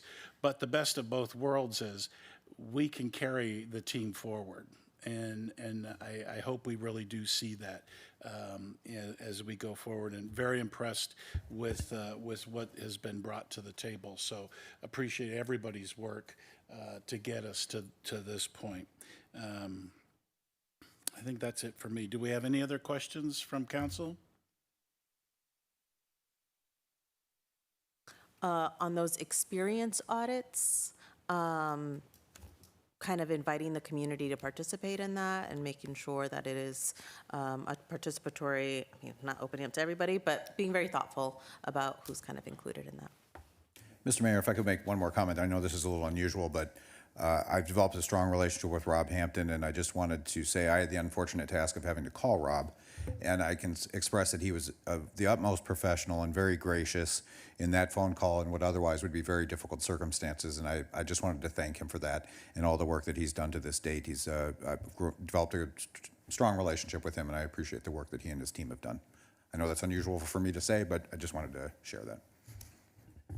Okay. And Mr. Mayor, if I can just add one quick comment, just to reiterate, yeah, these are all very difficult decisions. And we knew we were going to get to this point at some point, and we knew it wasn't going to be fun, it wasn't going to be easy. I do want to take just a minute, and I really appreciate the council member comments about the work of our staff that they did with this. So we were trying to do this in a pretty compressed period while a lot of other things were going on. I know Mayor Pro Tem, you just kind of commented on it. And so I'd be remiss if I didn't really give great thanks. I mean, your city team put hundreds and hundreds of hours into this process, and I was very proud of them. I think it really showed. They put a lot of work into the RFP, and I think for the most part, when the responses came back from both bidders, there weren't a lot of questions or arguing they had that came back to us. Both sides sort of understood the proposed contract pretty straightforwardly and got back to us. We were very, Our team was very professional, very straightforward. David has commented to me on numerous occasions on how thorough Tabitha Richard, our procurement officer, has been, just very detail-oriented, going through everything. Wayne obviously led the process. Chris Mooney was very involved in the financial review of things. Our two outside consultants who participated, very important in this process. And then, of course, David O'Neill, one of the preeminent experts in convention center management, guided our panel throughout the process. And Seth Marowitz from BBK has worked on these contracts for a long time. And I want to take a moment to just thank our team for all the work that they put into this. Right. Does the contract come back to council, or? The contract, yes. So they'll begin the negotiations, and ultimately, council will have final approval of it. And ideally, we want to keep this process going. Council goes on summer recess in August. We have a lot of work in front of us. So I would anticipate, and I would encourage the Oakview group and our team, let's get to work tomorrow morning. Let's get working on this. No time is wasting. And I'd love to have a contract back before you in the next 30 days, certainly in July sometime. So we have that certainty going into the summer recess in August. That's it. Thanks, Mr. Mayor. If I could, to your point, Wayne, it's not unusual to thank the staff. So, Rob and the whole staff at the Convention Center has been very helpful. So thank you for those work, the whole staff. It's most appreciated. And just a question to Scott. The current contract ends when? Just reaffirming, it's September 27th. Okay. September 27th. So presuming get this back by our last meeting in July, as you mentioned, and we approve it, and then there's a transition. I'm just curious, I presume the transition costs are going to be separated, or will those not be a cost? The part of the proposal and part of the negotiations will be finalizing that, but the proposal from the Oakview Group included reimbursement of the city for some transitional costs as part of the capital contribution. Okay, so we'll trust you to hold them to a minimum. Absolutely. Is a show of good faith. Okay, thank you. Good. All right, we've got a motion on the table to accept staff recommendation. Do we have a second?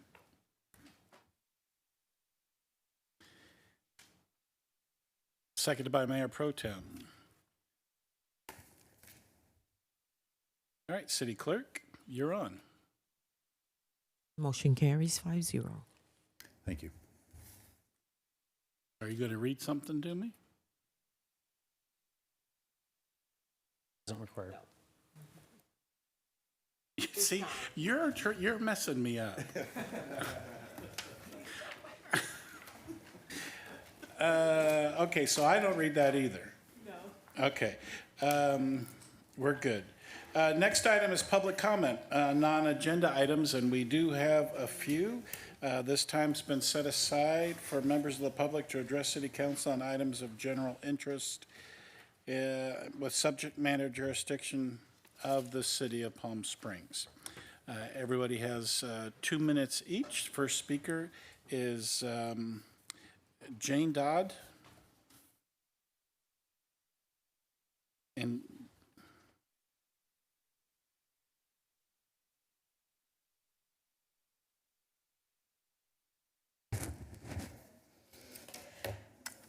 This is from The Guardian. Now when Israel is executing a final solution in Gaza, when it is far too late for dissent to make any difference, the tide is slowly starting to turn.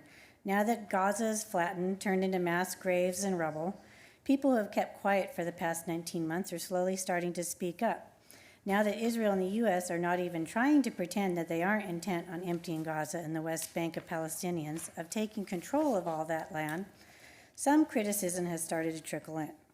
All of this is little too late. It will not bring back little Hain Rajab, a 5-year-old girl who was killed when 335 bullets were fired by Israel soldiers into the car that the terrified child was trapped in, or the aid workers executed by Israel and buried in shallow graves. It will not rebuild the hospitals, kindergartens, IVF centers, and universities that have been systematically leveled by Israel. It will not give kids in Gaza, the largest cohort of child amputees in the world, their limbs back. It will not fix the long-term damage that malnutrition and almost 2 years of no schooling has done to a generation. The criticism we see now is simply an exercise in ass covering, performative opposition, so that in the future, when the true scale of slaughter in Gaza is clear, the politicians and media figures responsible for enabling and justifying this horror for 19 months can say, look, I said something. I didn't just stand by. And what will you say in regards to emergency resolution and tacit consent for ethnic cleansing of indigenous people? And we experienced a small taste of everyday life in Gaza, along with just as the over 1 million children living there on May 17th with the car bombing. On the very same day in Gaza, 67 humans were murdered and 361 wounded, with the help of our federal tax dollars. Jane, thank you. Your time has expired. Next up is Aria Yamasoki, followed by Daryl Terrell.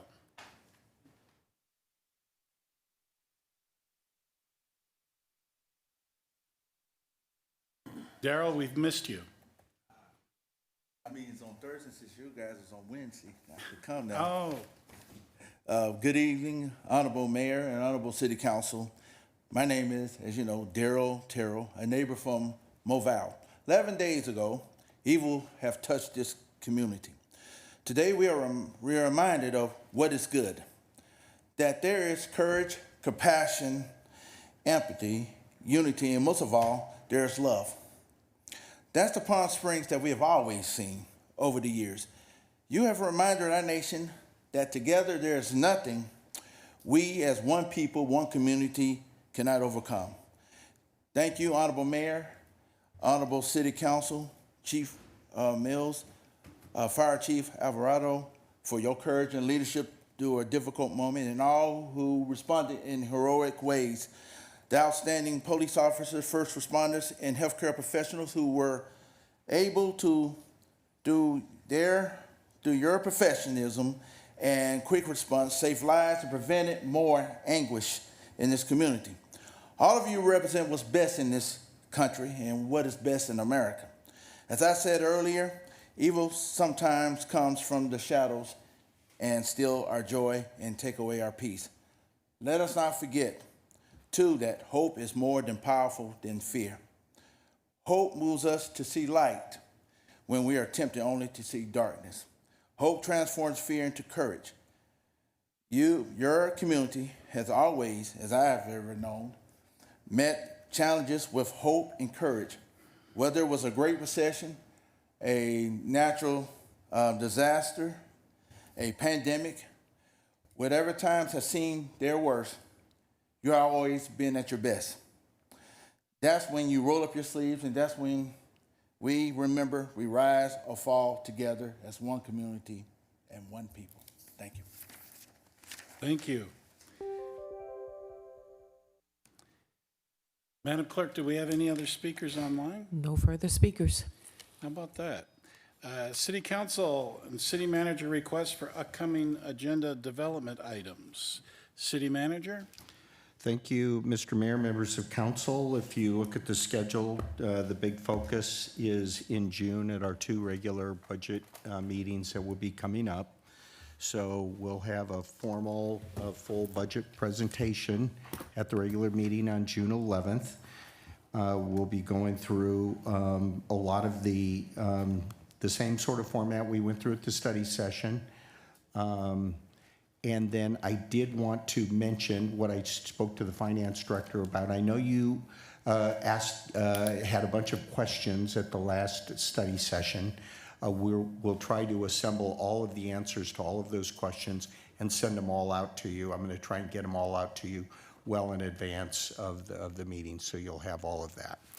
We will have, as you look at this, speaking with city attorney, we'll have the co-owned housing ordinance ready to go and back to you at the next meeting. I know some of you have been asking about that.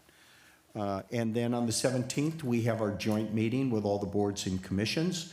We're working with all of the commissions on their presentations to the council, and we're asking them to be aligned with the strategic plan.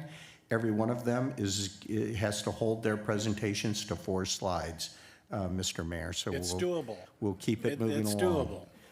doable. And then, of course, on June 25th, we have our regular meeting where we must approve the budget by that date. So that will be the plan that we're working towards. I did speak to Deputy City Manager Flynn Fagg, and you'll see that on July 9th, we're arranging for the College of the Desert to come and give us a presentation on their campus update. So we'll shoot for that on July 9th. We have an appeal of a commercial expansion that you'll see. And then we are working, a lot of you have asked me about PS Resorts. Their contract with the city expires at the end of this year, but it has a 3-year option to renew. And so we'll be bringing that back for your consideration in July. I know they're anxious to get some predictability too about, what their future, and is that going to be in place. So we're working on having that ready for you. That's all I have, Mr. Mayor. Councilmember Garner. Thank you so much. So as I stated before, 3 of us were in Sacramento yesterday. We met with Assembly members Wallace, Assemblymember Gonzalez, Senator Ochoa Bo, the GoBiz team, and then the Business Consumer Services and Housing Agency. And we updated them on a variety of things, including the car bombing and the different needs that our business community needs, as well as our healthcare businesses, and just the immense impact that had generally in our community. We also talked about the Navigation Center and funding for homelessness services generally, and the Navigation Center specifically. And we also discussed different issues related to the Navigation Center and ensuring that we're able to have the different controls that we need as a city to run the center properly and to be able to serve as many residents as we can. So we got a lot of great information from that. I thought it was really a successful trip. But one of the things that became abundantly clear is that we do have a lobbyist, government affairs consultant, Townsend, and Nicolo, who took us around, was wonderful. But what we don't have as a council, as a city, is a legislative platform. So occasionally we'll see different items that come forward, sign-on letters, but there's not any consistency there, and there's not any rules, not even rules, but any plan as to what those items should be. And so I would recommend that we add to our agenda, preferably the first July meeting, to discuss a legislative platform. This would be something that I would like us to do every year in the summer so that we can take advantage of that each legislative year and be able to really have some overall goals on what we're looking for, but then also very specific things for each year. So the summertime is a good time to be able to reflect on what happened in the last legislative cycle and looking forward to the next. This is something that would allow us to get more benefit from the consultant that we work with, Townsend, and it would allow us to be more effective as a council in terms of making sure we're advocating for things that our community needs. So I would like I'd like to have support to add that. I do specifically ask for it to be at the first meeting in July because I will not be able to be here at the second meeting, and I feel very strongly about this.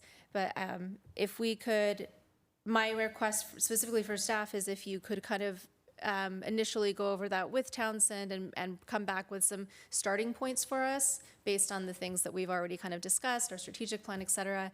And then that July 9th meeting, all of us here could really discuss in more detail if that was a good track or if we wanted to add things.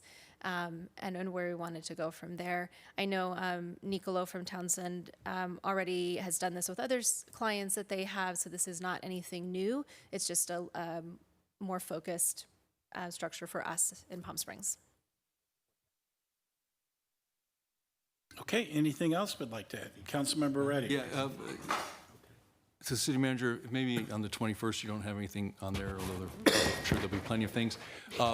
If not, then at some point, just a reminder, a discussion item only on the issue of secondary streets that have to have infrastructure liens on people that do renovations.